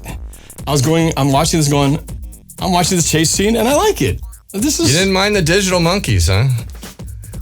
The digital monkeys in the chase scene? Yeah. Wait, you're talking... It's a Crystal Skull reference. We talked about this in our last review. I hated everything digital about those. I know you did. But the ones in this chase scene where, they had some of these stormtroopers who are flying, and they're flying now. I actually like that. I like that comic interchange. The Finn and Poe back and forth banter, I actually liked it. They had a lot of snappy wits on each other, where the one guy would say something that I'd say, are we still on that? Yeah, no. I enjoyed that chemistry. That was actually one of the things I thought, you know what, they actually did a better job, because in the first two movies, those guys weren't around each other very much. I think they were more in the first movie, and then the second movie, they were kind of separated. So to see them back together was actually fun. They were one of the more wittier combinations of guys. It was kind of like the Luke and Han kind of thing, but these guys would just kind of throw lines back and forth. So I enjoyed that. I enjoyed that in the middle of the battle. It wasn't corny, like, this is so forced, this is dumb. I actually was like, I kind of chuckled, like, oh, that's kind of funny. So, and I liked the scene. I liked kind of how they'd shoot these guys. They'd go crashing. They'd shoot the stormtroopers out of the air. So I'm giving you specifics. Here's the scene I liked, but my point is... You're not just giving me specifics, Norb, you're giving our viewers. No, but you, them... But I like, so I mean, is this kind of what you Good. mean? I'm glad. I appreciate you doing that. And now I can tell you why I didn't like that scene. So Okay. I didn't like that scene. And I felt this way when I was watching the movie in the theater for the first time, is that they take off on these big speeder bikes. And I'm thinking, okay, yeah, speeder bikes, like Return of the Jedi. Yeah, makes sense. I mean, on planets like that, there's land speeders. I mean, everything is either a ship or it's some kind of hovercraft. And the stormtroopers are chasing them on antiquated vehicles that actually require to connect with the ground through treads, like on wheel. Tanks. Yeah. And they have to actually ride on the land. And I'm thinking, I have not seen any vehicles in Star Wars except maybe the Jawa's sandcrawler that has to ride on the land. And it made no sense to me. I thought, why would the stormtroopers be using these vehicles that require connection with the ground? It felt to me like a devolve in technology. That's true. Why? Why would they be on the ground? And then, of course, two of them launch in the air and become rocket troopers. Okay. But what really bothered me was the fact that they're chasing them on these ground vehicles that really helps them blow them up as well, makes them easier targets. So it bugged me. Just thought, why are they not on speeder bikes? Why are they on these motorcycles on the ground? And again, when I'm thinking that, I'm not enjoying the scene. So, I mean, I noticed it. Maybe part of my brain wondered that too, but again, throughout any kind of movie like this where you have technology and effects, you're constantly having to ask yourself questions like, oh, why is that thing doing what it's doing? And there's some where you get over and go, I guess that's how it is. You know, I think you're constantly having to tell yourself, can I just say, I guess that's how it is, or is this a deal breaker for me? And those were one of the ones where I was like, it's got a wheel. Okay, I guess that's how it is. I can do that too. It didn't bug me. It didn't bug me though. I can do that too, to a limit. But there were too many times in this movie where I'm asking those questions. I understand. In some movies, once in a while, you have to kind of let something go. I'm sure on some of our shows we've already done, at times I've said, yeah, I kind of let that go. And there are others. I agree. I'm getting to a point, like I said, I got to a point where I wasn't writing down a lot of notes. And later on, I do have more notes, which are going to be times where I said, I asked this question because this didn't make any sense to me at the time. Why did this actually have to happen? Or so I'm, don't peg me like I'm a guy who just, I just, that's how it is all the time, because I certainly am not that guy. But I do find myself picking and choosing my battles. But that one didn't bug me. I enjoyed that scene. Okay. Yeah, I remember when you talked about Anakin, building C-3PO, and you said, how is that possible? Because later on, it's like he's in the same room as Darth Vader, and wouldn't it be like, when you have a connection? Hey, Dad, how's it going? Instead, there's no reference to that. So I know that bugged you a lot. And, all right, so I gave a scene, and you replied. So I think you need to bring up a scene so I can reply to it. Okay. So what's your next one? My next one is when... And I don't remember this woman's character. I just jokingly call her Felicity. It's Carrie Russell. Carrie Russell plays Poe's old flame, which they go to this planet to. Yeah, it was Carrie Russell. From the Americans. Okay, I didn't know that was her. You didn't recognize her voice? No. It's Felicity. Yeah, it's Carrie Russell. Okay, that's cool. So they go to this planet, and they go to this planet because they need to find Babu Frick, who's gonna help wipe deprogram 3PO's memory, deprogram him, get the information. So they show up, and I don't have the character's name, but she holds them at gunpoint, and her line is, "I will going to blast your brains to the snow." That's what she says to Poe. Yeah. 30 seconds later, she says, "Sure, I'll help you all. No problem." And there was no Jedi mind trick going on either. In 30 seconds, she went from, I want to blast your brains to the snow to, I will help you. Well, I think the turning point on that was she also discovered that Rey was there, and she kind of puts a move on her, knocks her down, has got the sword, laser lightsaber at her face. So one, she's got a lightsaber at her head, so she doesn't exactly have a choice because now she's in an uncompromised position. But I think she also sees that Rey's there. Check me if I'm wrong, but didn't she kind of say, oh, you're Rey, that's the one they're looking for. Suddenly, by association. Yeah, and then she says, we could turn her in and split the bounty. She says that too. Yep. I heard that part too. Oh. But obviously, her presence changed the game. It wasn't like he just sweet-talked her and she changed her mind. Rey's being there, not only at the end of her lightsaber, but because she's now this obvious celebrity, notorious, very valuable person, has now become part of this equation that changed the game. To me, that was what changed it. It wasn't like she just changed her mind and got nice. She, one, had Rey take her down, had a lightsaber by her head, and then two, she's there and that means something to her. So she wants to kill Poe. She's pissed as heck to see this guy. She says, I'm going to blast your brains to the snow. And then all of a sudden she's like, hey, good to see you, buddy. Let's work together. I don't buy it. Not in 30 seconds. But Rey was a big part of the change in that. But it doesn't matter though. She's still, her hatred was Poe. She was mad at Poe, not Rey. Even if Rey extended Rey's hand, say, help us, right after that, she's being friendly to Poe. And then Poe says, well, we're going to infiltrate the Empire's secret location, but I'm not sure how we're going to get past the blockade. And she pulls up this disc and says, oh, here, I took this off Admiral. It'll get you anywhere you need to go. Insta code.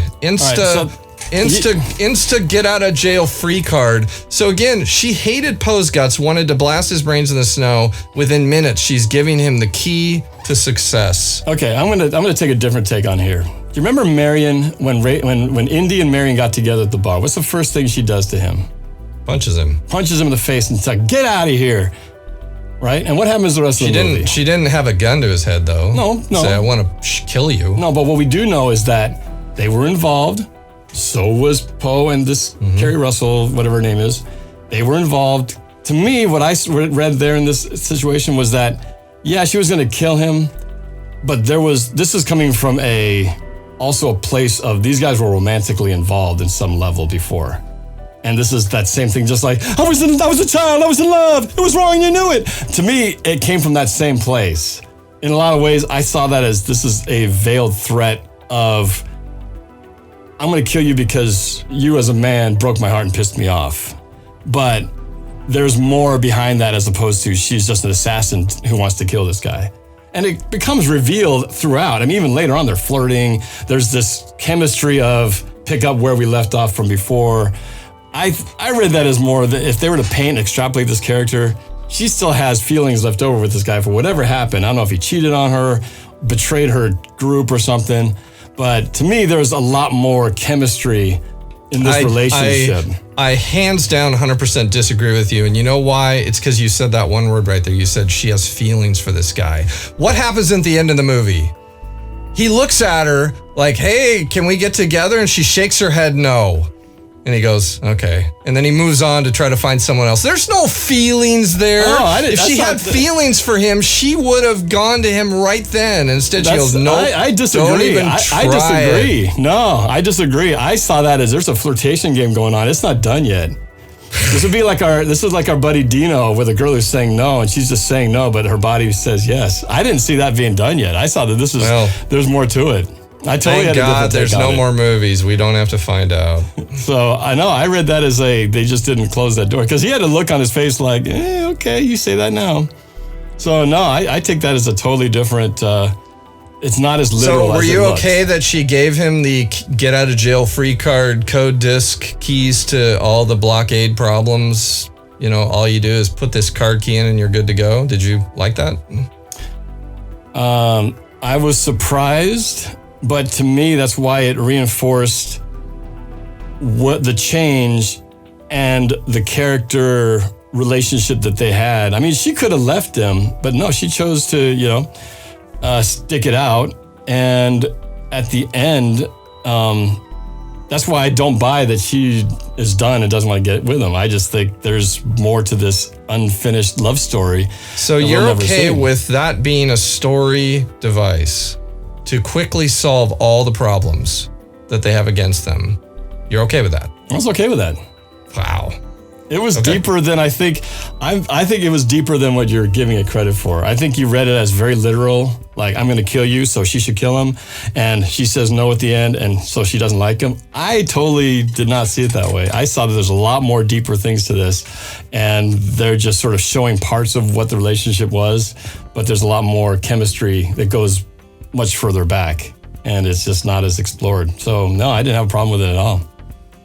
Okay. You and I totally look at that relationship differently. So, yep. Yeah. I did not like the convenience of how quickly anger turned to help within a matter of 30 seconds. It was just too quick for me. I feel like if I'm going to allow a character, and I actually think it's somewhat blasphemous that you equate Marion and Indiana Jones to these two characters as a similar switch. Marion did not switch over that fast. She punched him, and then the only thing that kept her talking to him was the offer of money. And even with that, she's like, get out of here. I'm not giving it to you. Come back tomorrow. I'll think about it. And even after that, she's still not like, hey, I'm glad to be with you. I'm your partner, because now we got to get my medallion fixed, and I lost my money. So even then, she's not like, I'm in.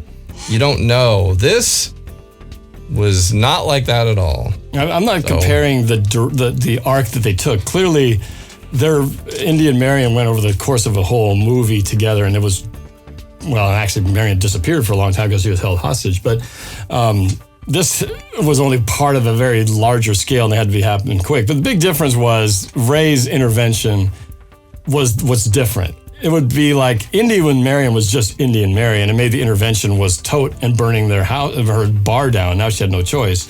In this case, she was on the end of a lightsaber of someone that pretty much she didn't have a lot of choice in the matter. But Rey also represented more than just somebody who was threatening her.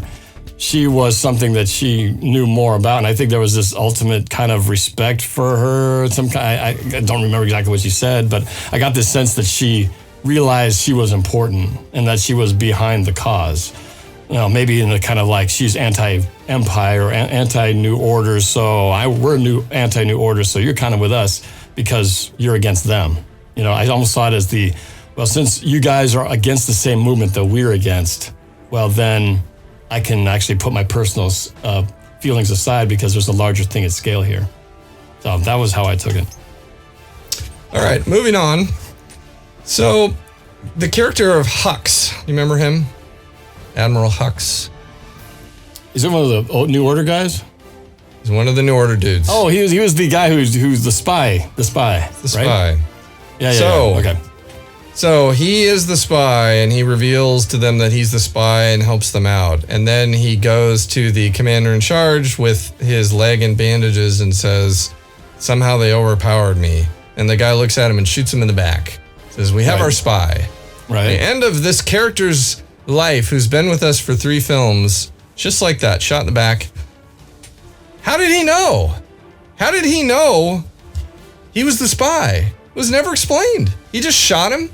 Said, we have our spy. I'm thinking, how did he know that? I feel like I should know this. But yet it's never explained to me and never brought up again. What a terrible end to a character who was somewhat interesting. So, can you enlighten me? How did this guy know to shoot him in the back? First of all, I agree. It was too bad it ended so quick because he was kind of an interesting. How long could they keep the spy thing going, and how can he continue to help him? I was surprised when he killed him at the time. I also thought too that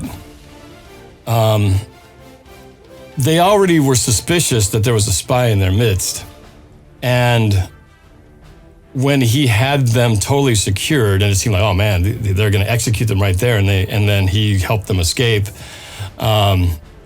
And he has to do the old, shoot me to make it look like that's how you guys got away. As soon as they did that, I was like, anytime you hear that in a story of other types of thrillers where someone says, shoot me so that I don't look like I'm guilty here. To me, that's always at best, 50-50 if you're going to be able to pull off that as your excuse. I think they did that in John Wick. Remember John Wick, right before the clock turns to 6 o'clock, whatever, and the doctor's helping him, and he says, I'm going to be in big trouble if I'm caught helping you, so you know what you need to do. So he shoots him twice in the shoulders or whatever to make it look like, and that was a much more brutal wound, by the way. And he does that to make it seem like he forced me to help him. That's why I did. But I never got the sense that this guy was going to get away with it. I thought this guy's probably dead anyway.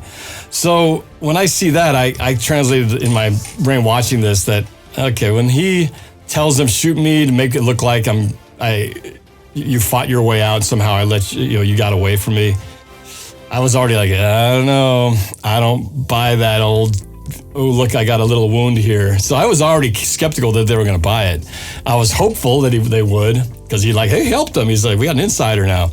But right away, I was already thinking, looks suspicious. And then so when it happened and he saw through it, I just thought, okay, yeah, you didn't buy it either. But the spy, you're forgetting though that the spy was already captured. Kylo Ren threw the creature's head on the table during the big Imperial meeting, said, here's our spy. So the spy was caught. They weren't still looking for it. But this guy somehow realized at that moment that the head on that table, although he was a spy, it wasn't the end of it. And he shoots him in the back. I guess I didn't know who that guy's head was. So I wasn't sure who. You don't remember? He was the guy that during the beginning of the movie, when they connect R2-D2 and the Millennium Falcon with a connector for the secret information, he's the guy that's on the ship giving him the connection. His head pokes in and Finn says, okay. Why are you doing this to help us? He says, win the war. Oh, yeah, okay, right. It was that guy. Okay, so that was the spy. I know, I guess I thought they still thought there was something fishy. Don't you remember Kylo Ren threw that creature's head on the table and says, here's the spy? Yeah, but he says, this is the spy. We have a spy. Threw the head out. Yeah. I don't know. I guess I still thought that, well, maybe there's more suspicious activity going on here. Okay, it still doesn't answer my question, though. You haven't answered my question. So clearly, I'm going to take that you really don't know. Well, other than I told you that I think it's always not a convincing argument that when they have prisoners pretty much rounded up and there's no escape and somehow they get away and you're the one saying, I was there, but they got through me.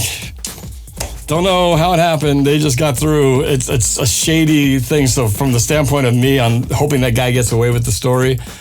It seems like a suspicious deal because it shouldn't have happened. It seems like in the scope of things, it shouldn't have happened. So when he did let those guys get away, he's helping them, and he's doing so at a great risk because he's essentially breaking all the rules at that point and has to fabricate some story that makes it look like it's believable, and it just hit me as not believable because still lame to me. They had them rounded up and captured, and I'm pretty sure everybody knew that because they'd had them. They all radioed in. All the stormtroopers were coming in. They all got them. They were shooting them all over the place, and boom! All of a sudden, they get them and they're rounded up. Execute them. They had them to the point of execution.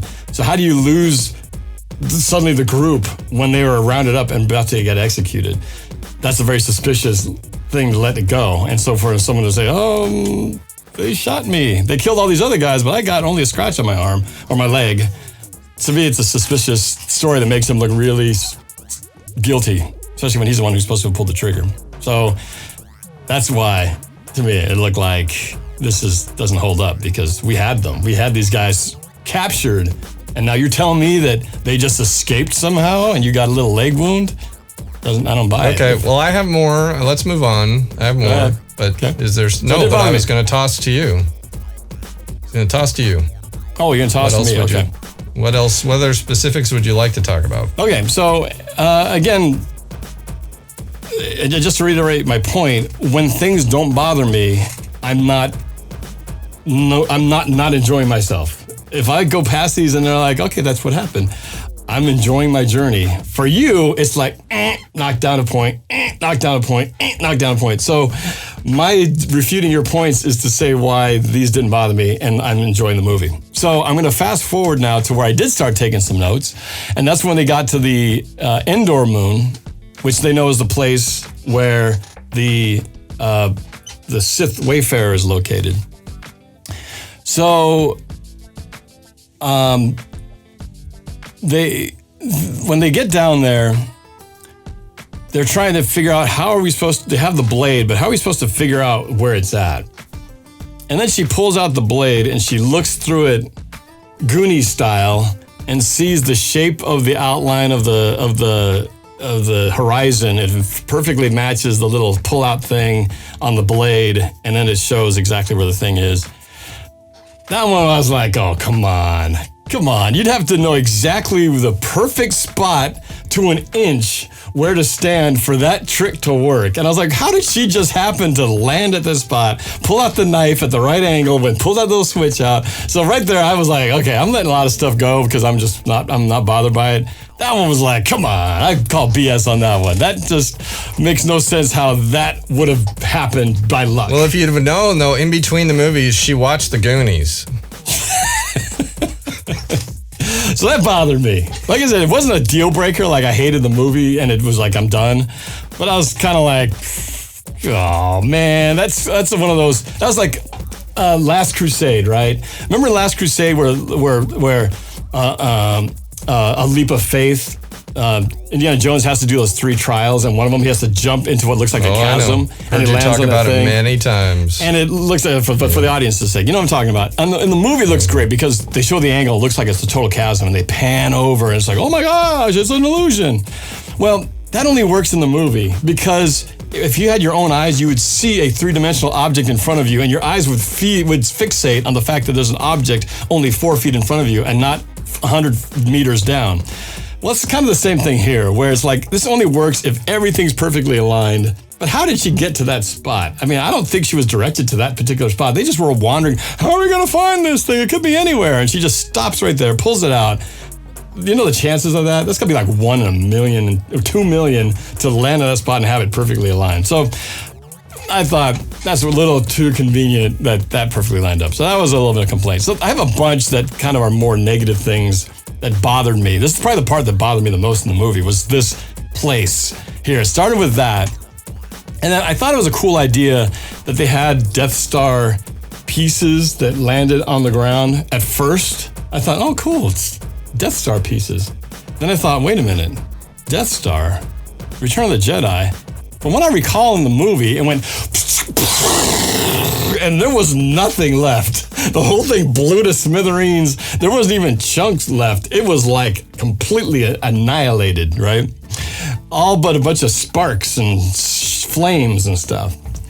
But then when whatever this piece that survived, not only did it survive the explosion, but it drifted down into the atmosphere of this moon. And if I'm not mistaken, if I understand my science, I've been watching a lot of like Apollo and Mars landing stuff lately, and they talk about the degree of heat that devices things go through when they enter an atmosphere of a planet. They burn up at like 5,000 degrees. So I don't know how this thing would have survived, because this thing not only would have been burning up in the atmosphere, but then once it hit the ground, it probably would have just really been smithereens. But instead, when she does finally go out to this place, she goes out there, and there's like, they show the Emperor's throne, and the windows of his throne have the glass and the frames intact. Tell me how that could actually happen. How that thing could survive going from here in this nuclear explosion equivalent in space to then landing on the planet and not having those glass pieces break off at some point. So that was another moment where I was like, come on, guys. I mean, again, it wasn't a deal breaker because this was not like a plot story thing. It was like a environmental thing. But there are times when it's like, there's the physics of the world. And that just like, I was like, that wouldn't happen, at least in my understanding of physics. So, so that fact that whole thing, it was cool. It was a cool idea to work in from a concept standpoint, but from a literal standpoint, I don't think that could have happened. So I like the idea of bringing the nostalgic of nature of why a piece of Death Star would have this special thing in it, but then it should never have been there. Did that bother you? Well, what bothered me more is the two things surrounding it. First of all, that to get to that spot, she has to take a skimmer, a actual sailboat. I remember you telling me over this. the waves, and I'm thinking to myself, once again, in all the technology and with her force ability, she should be able to just float herself over. But instead, she's got to ride the waves like old school style. And again, I feel like people come up with these ideas because they think it looks cool. And they know that we as an audience can understand what it means to be in a boat traveling over waves, and is insulting my intelligence to make me believe that that's what they would be doing in this galaxy with all the technology they have. Well, did they have take a boat? But did they have that technology available? I mean, they just crash landed. This Millennium Falcon crash lands on this planet. I don't even know why it crash landed. I don't know why it crash landed. Why did either. it crash landed? I'm not sure all why. All of a sudden, it crash landed. Yeah, I didn't. Because they were sitting around the writers' tables thinking, well, why would she have to take this boat? Why couldn't she just fly? I know. Let's make the Falcon crash land. Yeah. Well, why does it crash land? I don't know. Let's just say it crash landed and they got to find parts. They do that a lot in Star Wars movies. Yeah, I don't know why it crash landed. Unless the weather, they never explain the weather's bad or something like that, because they do a really good job of having that Millennium Falcon drop people off, pick people up without problem. So they could have easily just floated her down there. Okay, we'll bring you in close. Okay, jump. Of course, they didn't know yet that was where the piece was. They had to land first. So I can understand why the Millennium Falcon wasn't close by at that moment. But yeah, and maybe they didn't have some more like a floating type of vehicle handy there. This seemed like a kind of ancient planet civilization. All they had was a Millennium Falcon.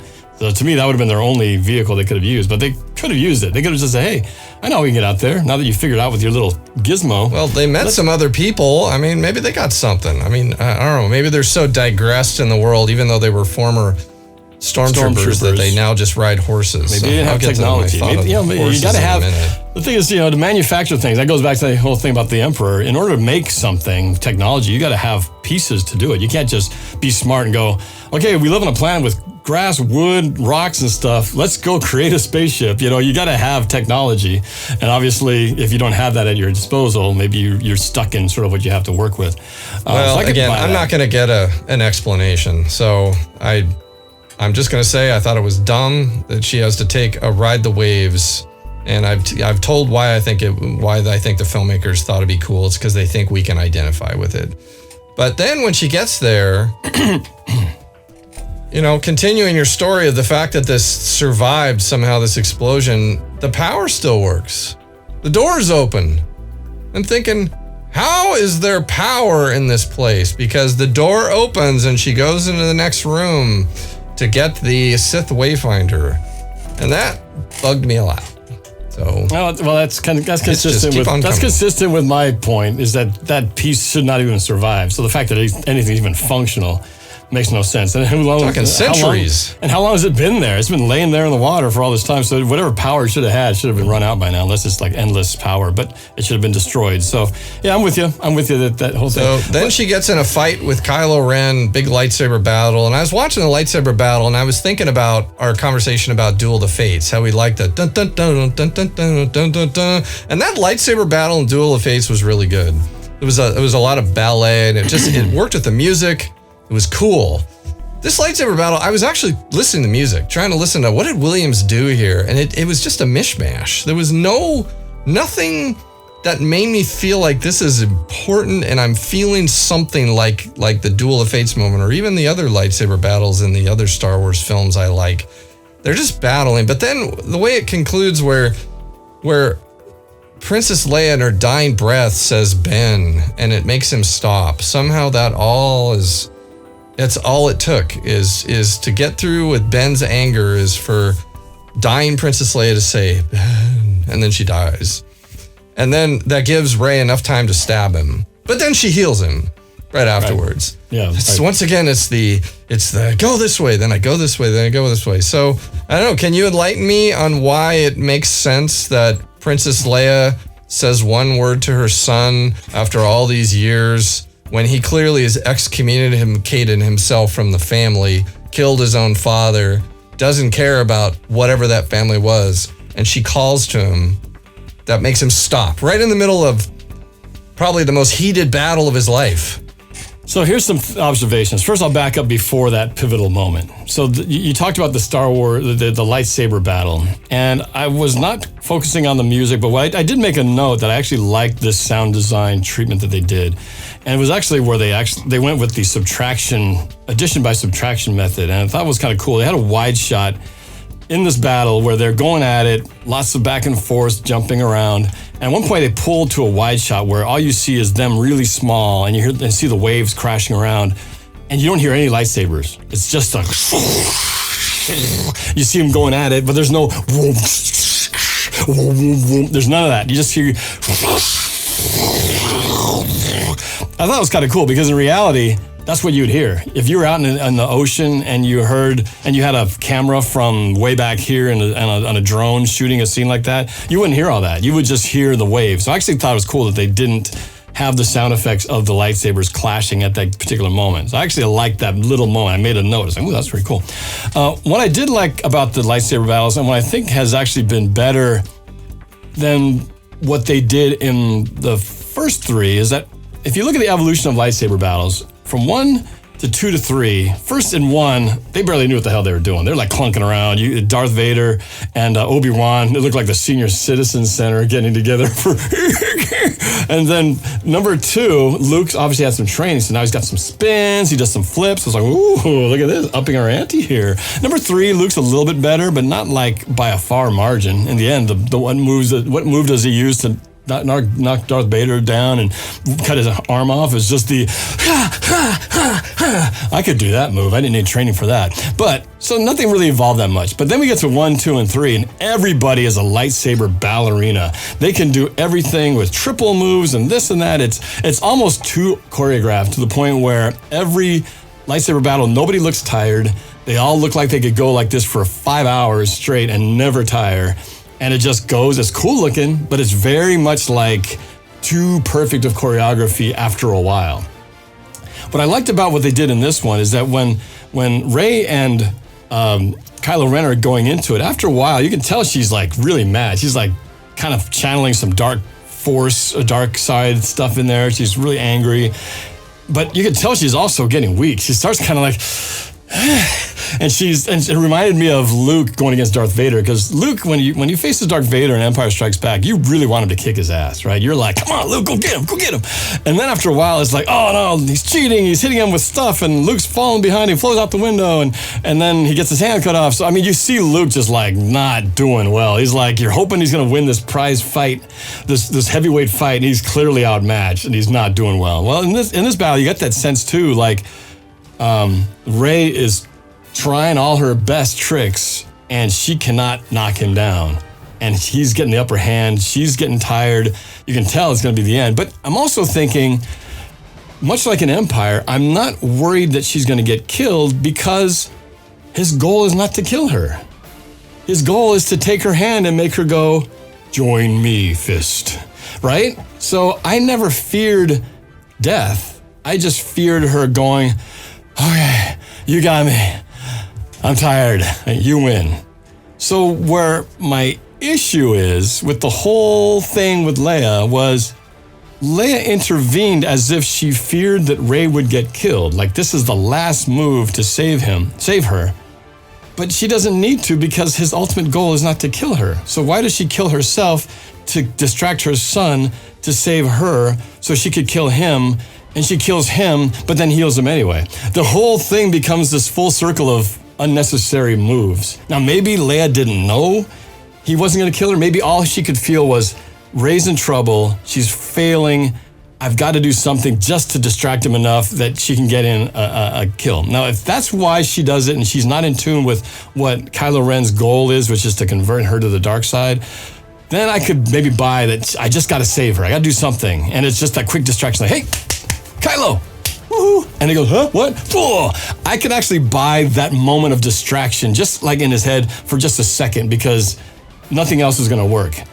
But that's only if Leia believes that he's going to try to kill her. But he never wanted to. So I had mixed emotions on that. I could see where she was coming from, but I didn't know if she knew that or didn't. If she knew he was trying to just turn her to the dark side and wasn't going to kill her, then I don't know. Then was she just going to do enough of a move so that Rey could, maybe ultimately she just wants Ben or Kylo Ren to die because we don't want her to turn to the dark side, so it's better for Kylo Ren to die. Then she should kill him, and then everything would be good. But then she heals him anyway. But bottom line is Princess Leia dies in vain because whatever she did, well, maybe not in vain, because ultimately it worked out for the best. Because what happened was Kylo Ren eventually gets killed, gets second life from her, and essentially that's like the turning point that makes him go to the light side. He says goodbye to this dark. Well, actually, no. We need a visit from Harrison Ford to get all the way over. But I guess they needed to create this because they somehow had to find a way for Kylo Ren to go from dark side to the light side. And I figured he needed to die and come back to life in order to do away with all his evil stuff. And it was a hard one, man, for me on this because the whole movie is hinging on this relationship here. And if I completely just go, this is BS, I don't buy into any of this stuff, his character would never sway from the dark side, this whole thing's stupid, well then it kills the whole rest of the movie for me. So the part of me that has to hold on to hope that I'm understanding this is that I have to believe that he has to experience intervention by his parents and being killed and being healed by Rey as a reason he turns to the light side, because that's all you have to go off of. And so I guess I gave the benefit of the doubt that that's what he did when that happened. And now you're probably going, I don't buy it, and that's why I hated the rest of the movie. So am I right? Is that kind of how it played out? I didn't buy into it. Nope. In other words, Kylo Ren should never turn to the light side. I was never a Kylo Ren fan in the first place. He was just an angry kid who was just angry. Confused. Just mad. He was, like I said, he was that temperamental. Yep. Never. He didn't do it for me. You know, I didn't get into him in the first place. So I mean, what's interesting about him, I guess what makes him sort of why there's that part of me that buys into this potential is that he was not a unilateral all-in dark side guy. He went against his leader before he killed Snoke, right? So he did that in sort of a rebellious move. So it wasn't all like a system guy going, I am all in for the dark side. You just tell me what to do and I'll do it. He goes against that. He's selfish in that he wants the power for himself. He wants her too because he's got this love thing going on. So he is kind of a little bit all over the place. And that maybe that emotional instability has something to do with the fact that he can kind of sway on an emotional dime, because he's not been like this Rock where he's like consistent and all of a sudden you switch this guy from one consistent behavior to another. He has been back and forth, sometimes rebellious, sometimes he wants the helmet, takes the helmet, throws away the helmet, puts it back together, puts it on. So I think what's frustrating about his character is maybe also what becomes part of the reason why he's swayed, because he's not 100% perfectly evil. He's kind of like you said, like a kid, a little bit like an immature kid who's sort of subject to his own tantrums of emotional sways. And I don't know, maybe in the end it was the emotion for her that won out over his evil power grab. But obviously you didn't like it. So moving along, just to keep us going here, I would say the thing that really just was the icing on the cake for me was the beautiful shot of the band of rebel troops riding horseback across the wing of a Star Destroyer in victorious battle. And I remember looking at that thinking, this is not my Star Wars. This is not my Star Wars. Riding horseback across a Star Destroyer. And that was it for me. I just thought I didn't care for the horses. Bringing in horses, again, it's that let's bring in horse-like creatures. We'll make them horses, but we'll make their faces a little different. But our audience understands horses and horseback riding, so we're going to make it familiar to them. I don't need that. I want to see, it's science fiction. I want to see new things. I want to see creative ideas. I want to see new creatures, new ships. Don't make it horseback riding because you're trying to make it something you think I can get my brain wrapped around. I did get my brain wrapped around it, and it made me angry. It's interesting how so much of the movie you're bothered by the technological side of things, like the stormtrooper. Well, that's with what a wheeled happens vehicle. That's what happens when you're not into the characters and you don't care about them. I suppose so. You know that because you've been down that road many times in other films. So Yeah. when you're not into the characters and you're not into the story, you start noticing all the little things. I wanted to be into this film. I wanted it to be a nice wrap up. I wanted it to be a Star Wars movie that I could enjoy. There are others that I will focus on. The Mandalorian. I can easily watch Rogue One many more times. I liked Rogue One a lot. Solo, another movie I liked a lot too. This movie, I don't think I'll ever watch it again. So, it's the way it is. Yeah. Which I'm ready to hit my conclusion. So, Okay. I will do that when you're done. Okay.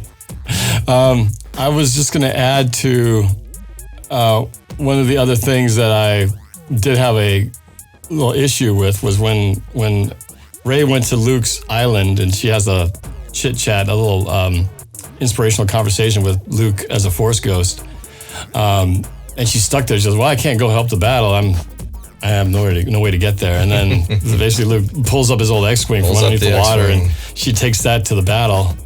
And they play the exact same music they used in Empire Strikes Back when the X-Wing comes out of the swamp. Exact same. I know what they were doing. It didn't bother me. What did bother me, though, was the fact that Luke's ship in Empire Strikes Back had been underwater for maybe, I don't know, a week? This thing, how long has this thing been in the water? It's been there a long time. And I thought, is this ship going to be fully functional? It's got fuel? Doesn't the water like seep into the fuel lines? I just thought this thing needed to like go to a quick, it needed to get some serious body work and a nice tune-up before she could fly into battle with the thing. So again, it was one of those, okay, I guess it works. But it maybe in some perfect world where everything is perfectly sealed, so the water submersion wouldn't cause rust or anything like that. But I remember thinking, man, that's a pretty convenient thing that this ship just fires up and takes off. But again, I kind of just went with it. It didn't ruin the movie for me. It didn't ruin it. As much as I was like making notes, like, oh man, is that really going to happen? Just the last thing before you go to your conclusion was, we've seen it a million times before where the danger in having what looks like an invincible fleet, whether it was Independence Day with a million ships that can't be stopped and they got shields and everything. I can't think of any other ones right now off the top of my head, but where you have this so big of an invincible army, you don't have the firepower to overcome it. They always find some way to make that, here's the thing you can do. Let's just take out this thing and then it'll all fall apart. That was the formulaic part when it got to the big battle. Because of course I know that they got a million Star Destroyers all waiting with more firepower than I've ever. So, you're going, how are this little band going to be able to take it out? Well, just throw the old exhaust port concept. Just do this one thing and the whole thing goes. So I was a little bit like, well, what else can you do? Because there's no way you're going to take down 1,000 overpowering ships. You got to have some kind of weakness. It was a little weak in terms of the weakness. Oh, we all take off because of this one little thing. And then they go, oh, they're after that one little thing. Okay, why don't we get to this one ship controls and makes everything go? Why does it have to be one ship? Why doesn't everybody just go? So I had a problem with the fact that they had to have some weakness. Otherwise, the rebellion has no chance at all. I didn't bother with the horse thing. Didn't bother me so much as it was just the concept that you had to take out this one little thing and then the whole thing would go down. But even when after when it looked like all was lost, they're getting shot down and the Emperor's firing his fireworks into the sky and all the ships are down. Then you're going, man, not only do they have more firepower, now the Emperor's got the power to take the entire fleet down. They distract him. They get the reinforcements. No, actually, the reinforcements had already come. But what they figured out is if they just all destroy the ion or the big laser cannons underneath each Star Destroyer, the whole thing blows up. if they knew that from the beginning, they should have been concentrating their firepower on those independent cannons underneath, and they probably could have got a lot more damage, because those things were like, as soon as you blew one up, the whole ship went down. So that's a pretty bad design. I wish they didn't do that, because they didn't need to. They had plenty of things that were going to end the thing once they killed the Emperor. So they didn't even need to make the fleet that big. If they made the fleet maybe like 20, then it'd be a little more of a fair fight. But they had so many of these things that they had, of course, make a counter weakness that made the whole thing so super vulnerable. And really, if you look at it, it's like they have every ship is now a Death Star. Yeah, because each ship's got a gun can under blow it, up a so planet. they Too got much power. 50 to 100 Death Stars that look like Imperial Star Destroyers. So yeah, what can I say? It's like I can't get into that. It didn't it didn't excite me, and it didn't. Again, science fiction to me is all about coming up with interesting ideas that made me go, wow, that's really cool. That's a good idea. That makes sense. Instead, I'm thinking that idea makes no sense, and it's a bad idea, and it's just, to me, it's just lazy writing. It's like you can't come up with anything else, is what you got. And I will say this, working on these movies must have been hell, because the pressure to make a good film is difficult. And I think also you've got Kathleen Kennedy running things silently behind and puppeteering directors and writers. And I just think you got too many people trying to get their ideas heard. And I don't think people can agree. And unfortunately, you've got to make a movie and you've got to get it done. And I'm sure at some point Kathleen Kennedy said, well, this is what we got to move with it, because we got to get this movie made so we can get it out there and make money. And I think some movies need more development, and this movie could have used that, but you've got a machine and you got to manufacture something. And I think it would have been very hard to have worked creatively on this film. Well, and I would summarize my take on this, because I know you felt like you were trying to say you hated the movie and you're trying to make it sound like I love the movie. I'm not saying that I love this movie. I just didn't hate it as much as you did. But this movie fell in pretty much about the same level as the other two recent movies, right? What 7 and 8 were. And I had issues, just like I just said, with all three of them. None of them were perfect, and none of them were at the level of what I thought Empire Strikes Back were. But also, as I mentioned in the most disappointing episode we did before, Star Wars Episode 1 started my slow lack of hope for these movies a long time ago. So by the time I got to 7, 8, and 9, I think I had a little bit more higher hopes that 7 would start things off on a high note, and then my bar would be raised. But it was like, okay, it's not as bad as 1, 2, and 3, but it ain't anywhere near where I felt I was ever going to get with 4, 5, and 6. So I got to a point where my bar was just, here's 7, and here's 8 with a couple bumps, and here's 9, also with some bumps, but there's some parts I was okay with.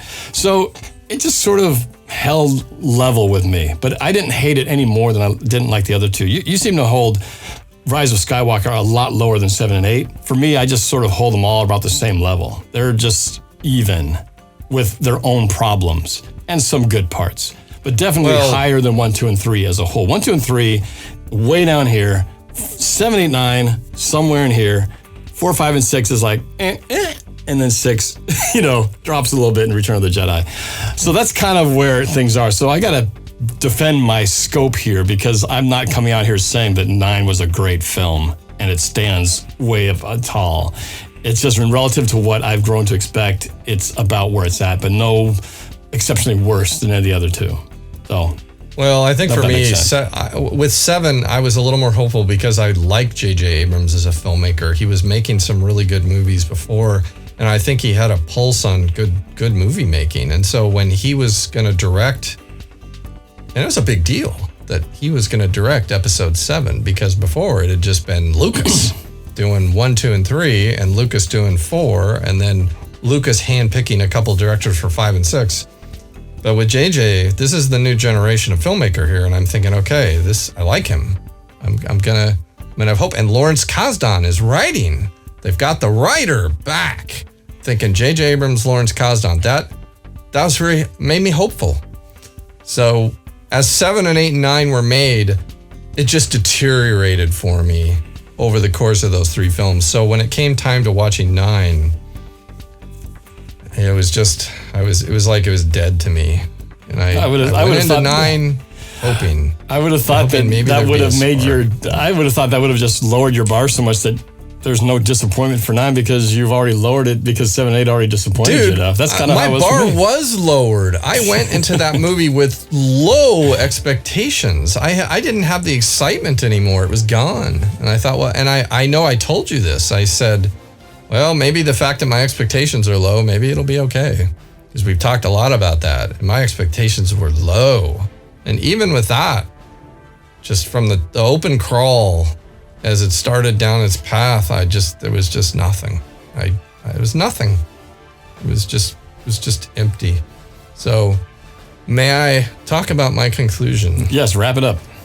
So this is my wrap up. I did a lot of soul searching on why I felt this way, and after watching this movie again yesterday, what it means. Because what I felt in the back of my head is I felt people I know who love this movie going, how could you not like that movie? It's great. I loved it. And you know, when I saw this with my family and my extended family, my wife's brother and his wife and their 3 kids. We all saw it in Chicago. And we had seen all 3 of these latter Star Wars movies together. It had worked out really well. And at the end, it was really difficult for me because when it was over, I just felt so empty inside. And of course, my son Brett's coming up to me in the theater saying, what'd you think, Dad? What'd you think? And they're all looking to me. They know what this means to me. And it was hard to disappoint them. You know, because even my wife, she says, at the end of the credits rolling, she goes, I liked that. And my sister-in-law, Julie's saying, that was good. Now, my brother-in-law is silent. My nephew, Michael, is pretty silent. And I could tell he didn't really care for it. But Brett says, I thought it was pretty good, you know?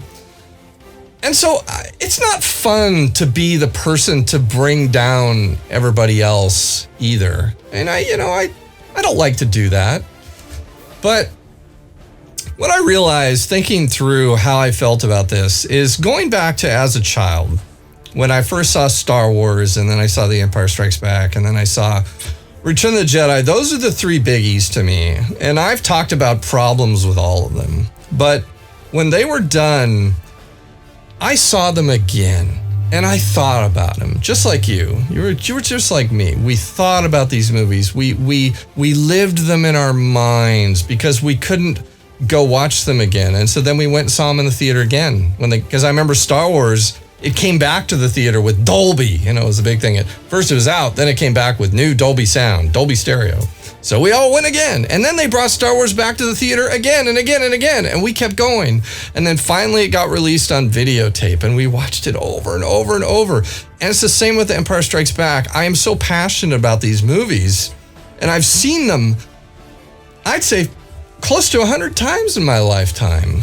Maybe more. I don't know how many times I've seen these movies because I've watched them so many times.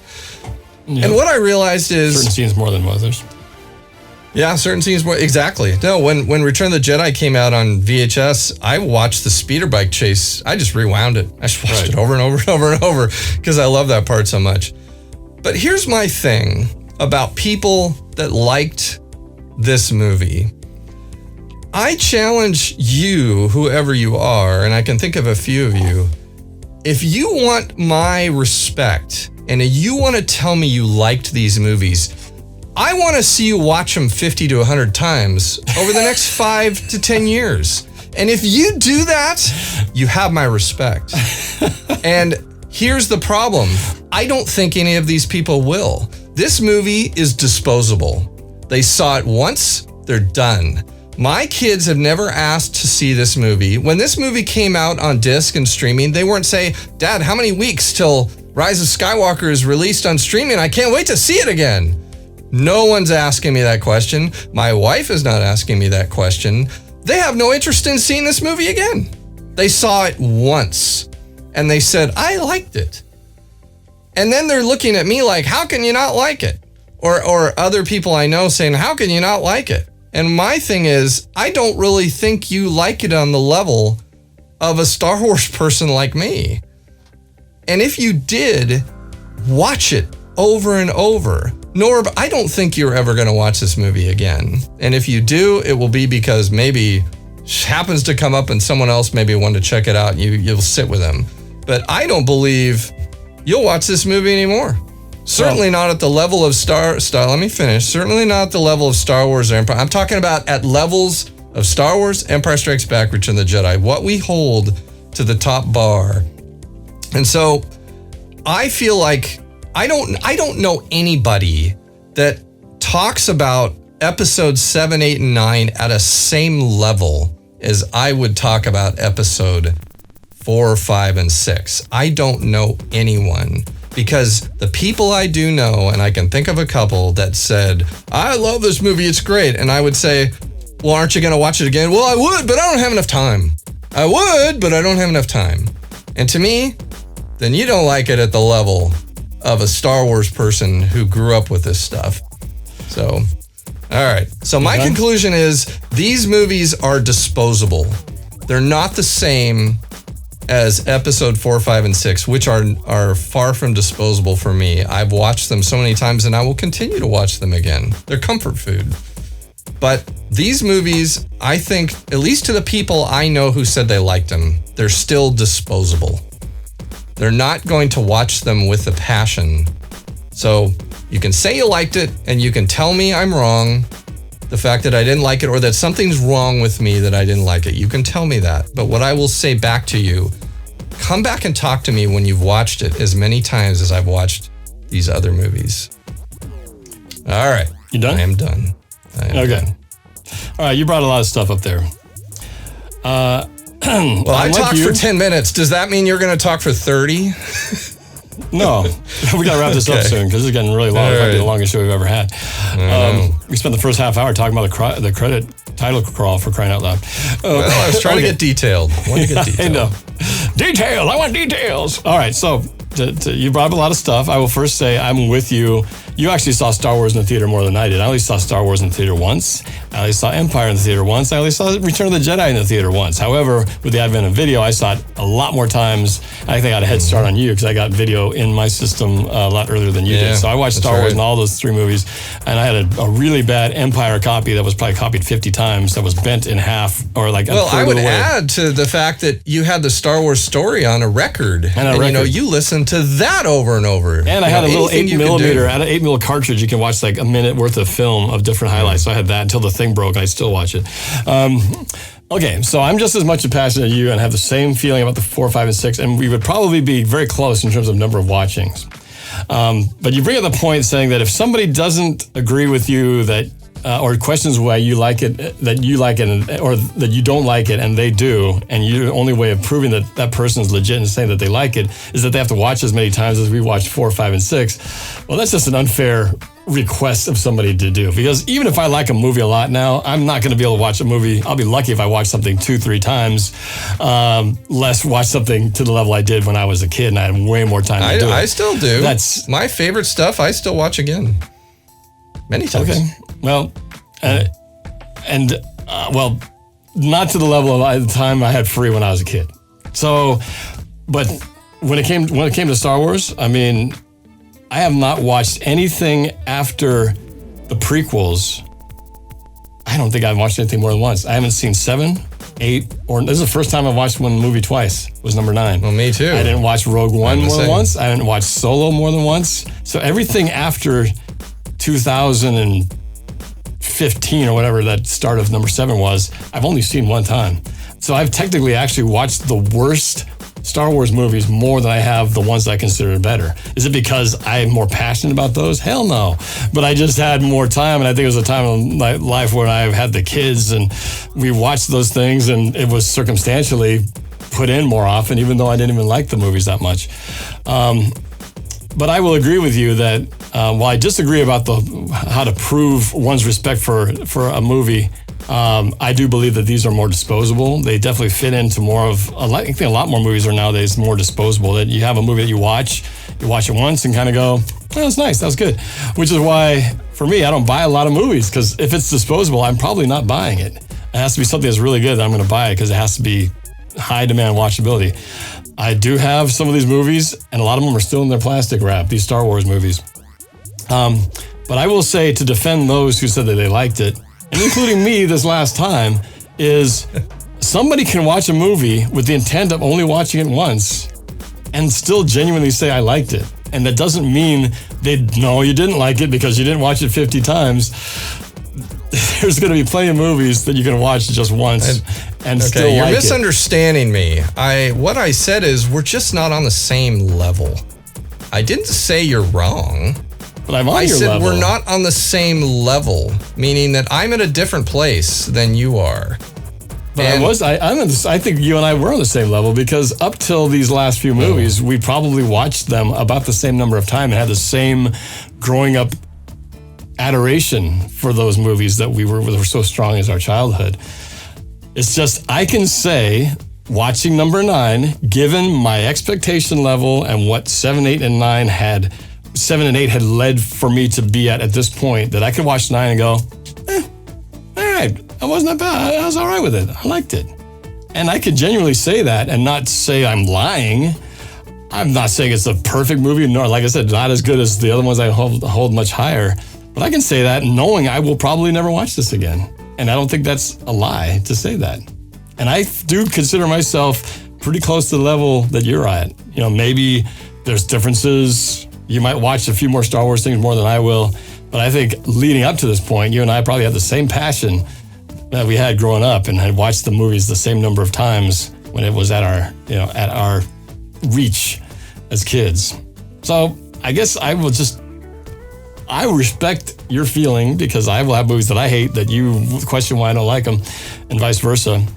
But it's okay to like something and only watch it once. There's a lot of movies these days are one-offs and you move on, and that's kind of how it is these days. So I guess that's where I stand for myself and others. You're missing some of my points. I think you heard, out of everything I said, you zeroed in on one thing, that you felt that I was attacking people that watched this and liked it as if they aren't at the same level as me or something, that they shouldn't like it. I'm totally fine that they like the movie.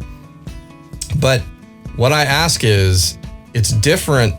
I look at it just differently, and I wanted something more. And I was hoping for it, and I was hoping for it with episode 1. And I tried very hard to find that because I wanted to so badly. But I think what I'm trying to say this to is the people that would say to me is, how could you not like that movie?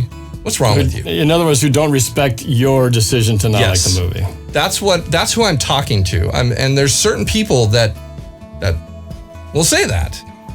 How could you not like it? What's wrong with you? You know, and all I can say is I try to look at the people who did like it, and I just notice a consistency with them, that they aren't interested in seeing it again. And what I try to say is, that's why I don't think we're on the same page when you say to me, how could you not like it? So it's best to just say we agree to disagree. You have your opinion, I have mine. I think that's how it is in politics, isn't it? Yep. It's just like my kids will talk about, one will say, I like, Sophie doesn't like bacon. Vanessa likes bacon.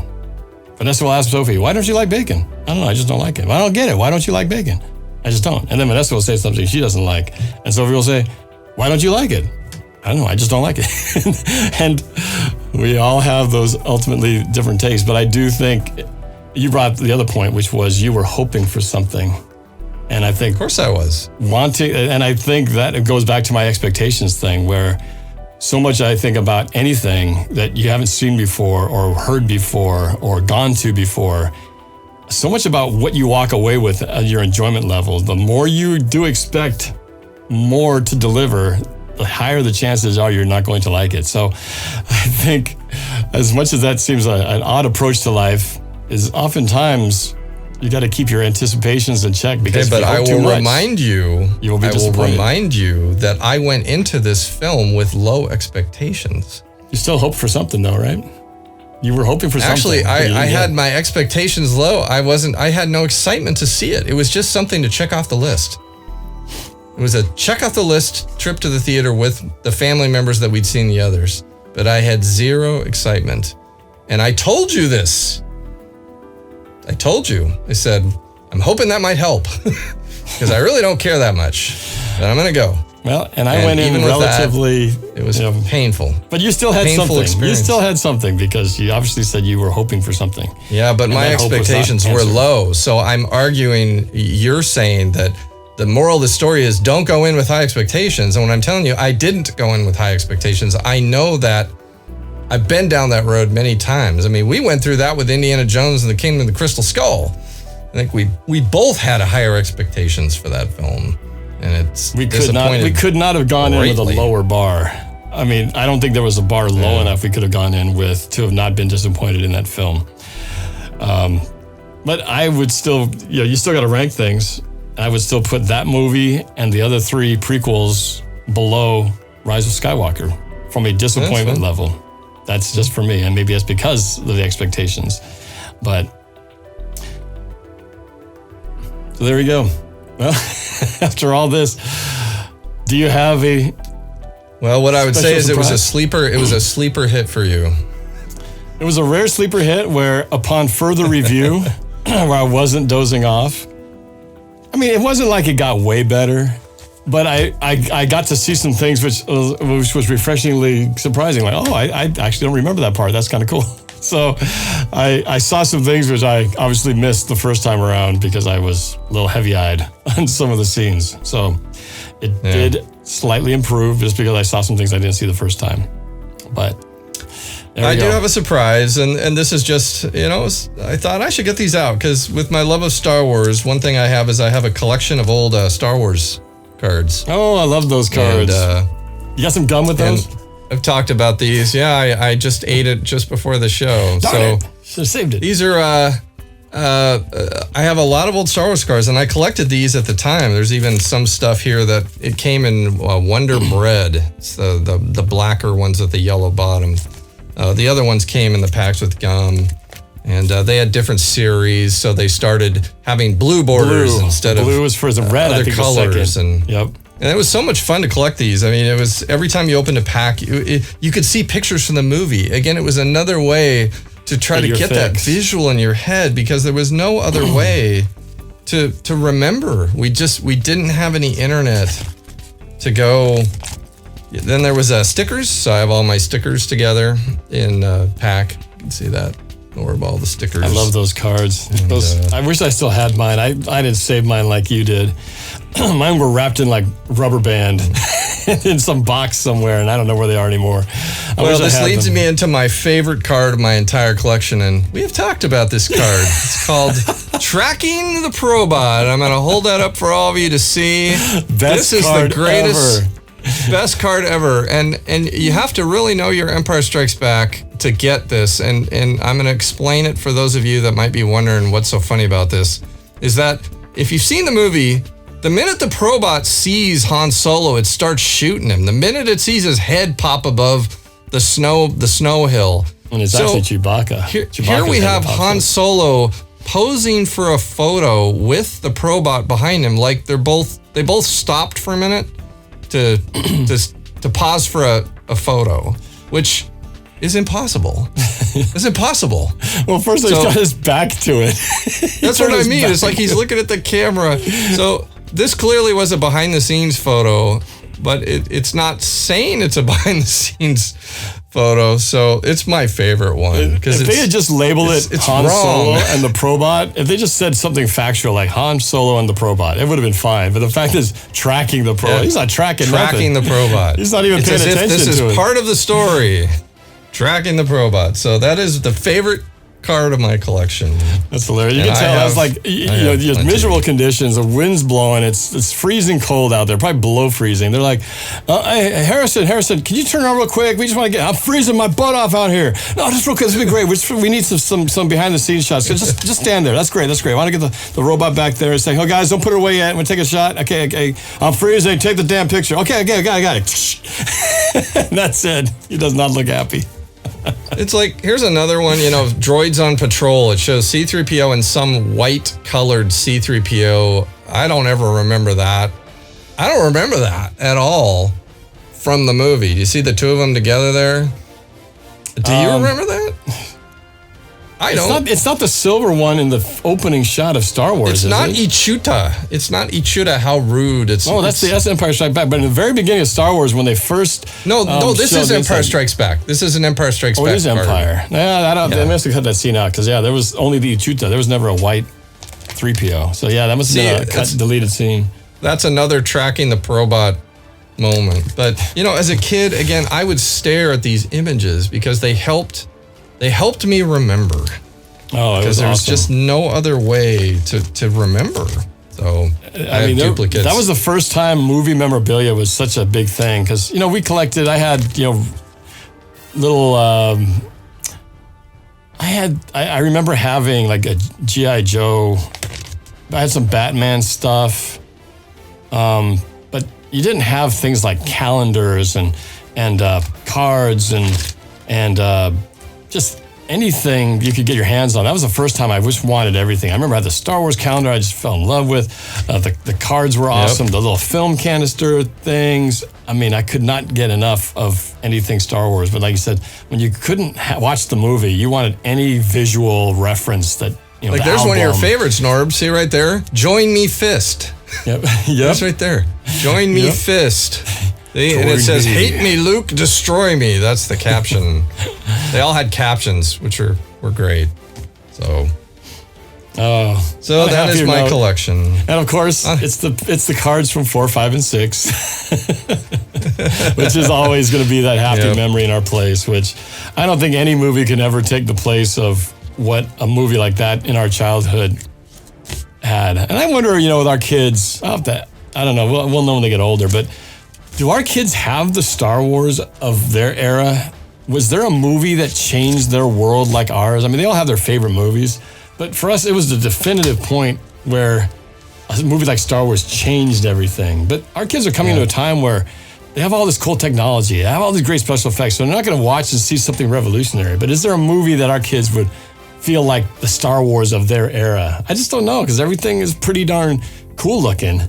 And everything is like more disposable. So I wonder if our kids have that sort of movie. I mean, the kids talk about Harry Potter as kind of that pretty significant. Maybe that's kind of the Star Wars of their time because it was such a huge saga in their childhood days. But I mean, my oldest son, Brett, I would say maybe Stranger Things. He's definitely a Stranger Things fan, but still, that's disposable. I mean, there's so much stuff now. That's the problem is you and I had to latch on to the few things that there were because there wasn't a lot. So we would latch on to the things we liked and savor them and try to find ways to live them either through trading cards or talking about it with friends or playing with the toys. I guess the good thing is they can now watch and get their fix so easily and cost free.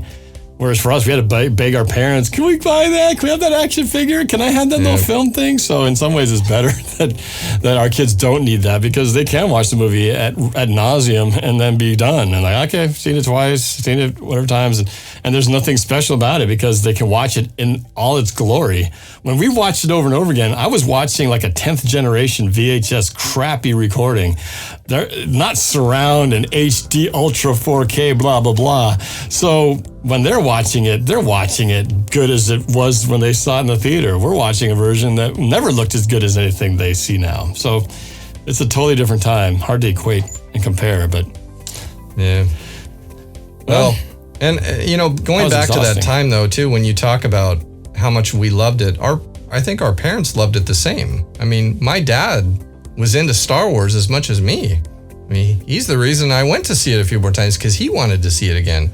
I remember he saw it, he went and saw it with his brother, and then they took their dad, and then he took me. Oh. I mean, my dad is not one these days to watch movies over and over, but back then, like everyone, people were seeing Star Wars over and over, not just kids, but adults and kids. That's why it was so memorable and so amazing of a film is that everybody liked it. Everybody. My parents liked it, but not enough to go to the theater multiple times. We didn't do that. So I missed out on the multiple theater experience. I think the first time I saw a movie more than once was watching Raiders of the Lost Ark on a birthday party event, and we watched it twice. But up to that point, I'd never been to a theater to see something more than once. Even Star Wars, I never got to see it more than once, sadly. But my parents did like it, though. Just not to the Well, degree. we have a new record length show here. Was it like 2.5 hours? It would be a long 2.5 hours. This movie is probably, this review is longer than the movie itself. Yep. And the movie was long, like 2 hours, 25 minutes. Holy cow. Oh, well, that was exhausting, but in a good way. And if you guys are actually still listening / watching this, that's a miracle in itself. So, and I congratulate you for having the endurance to last this long. Tell us what you thought of tracking the Probot. So if you actually made it this long, congratulations and thank you. If you're watching us on YouTube, which would be amazing if that was the case, thank you for doing that. Hit all those buttons like the like and subscribe and the notification bell. We'd appreciate it. And for all of you who are driving around, like our buddies Kurt or maybe Rob listening at work or something, and anybody else who's listening out there, thank you guys for tuning in on this very long show. But hey, Star Wars, it's hard not to keep talking about it. So that is it. I'm Norb. And I'm Mike. And we are the Watchmen. Thank you for watching. We will see you next time.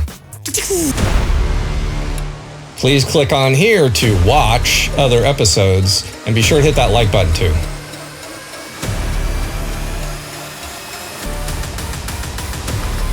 It really helps us out, and we appreciate it.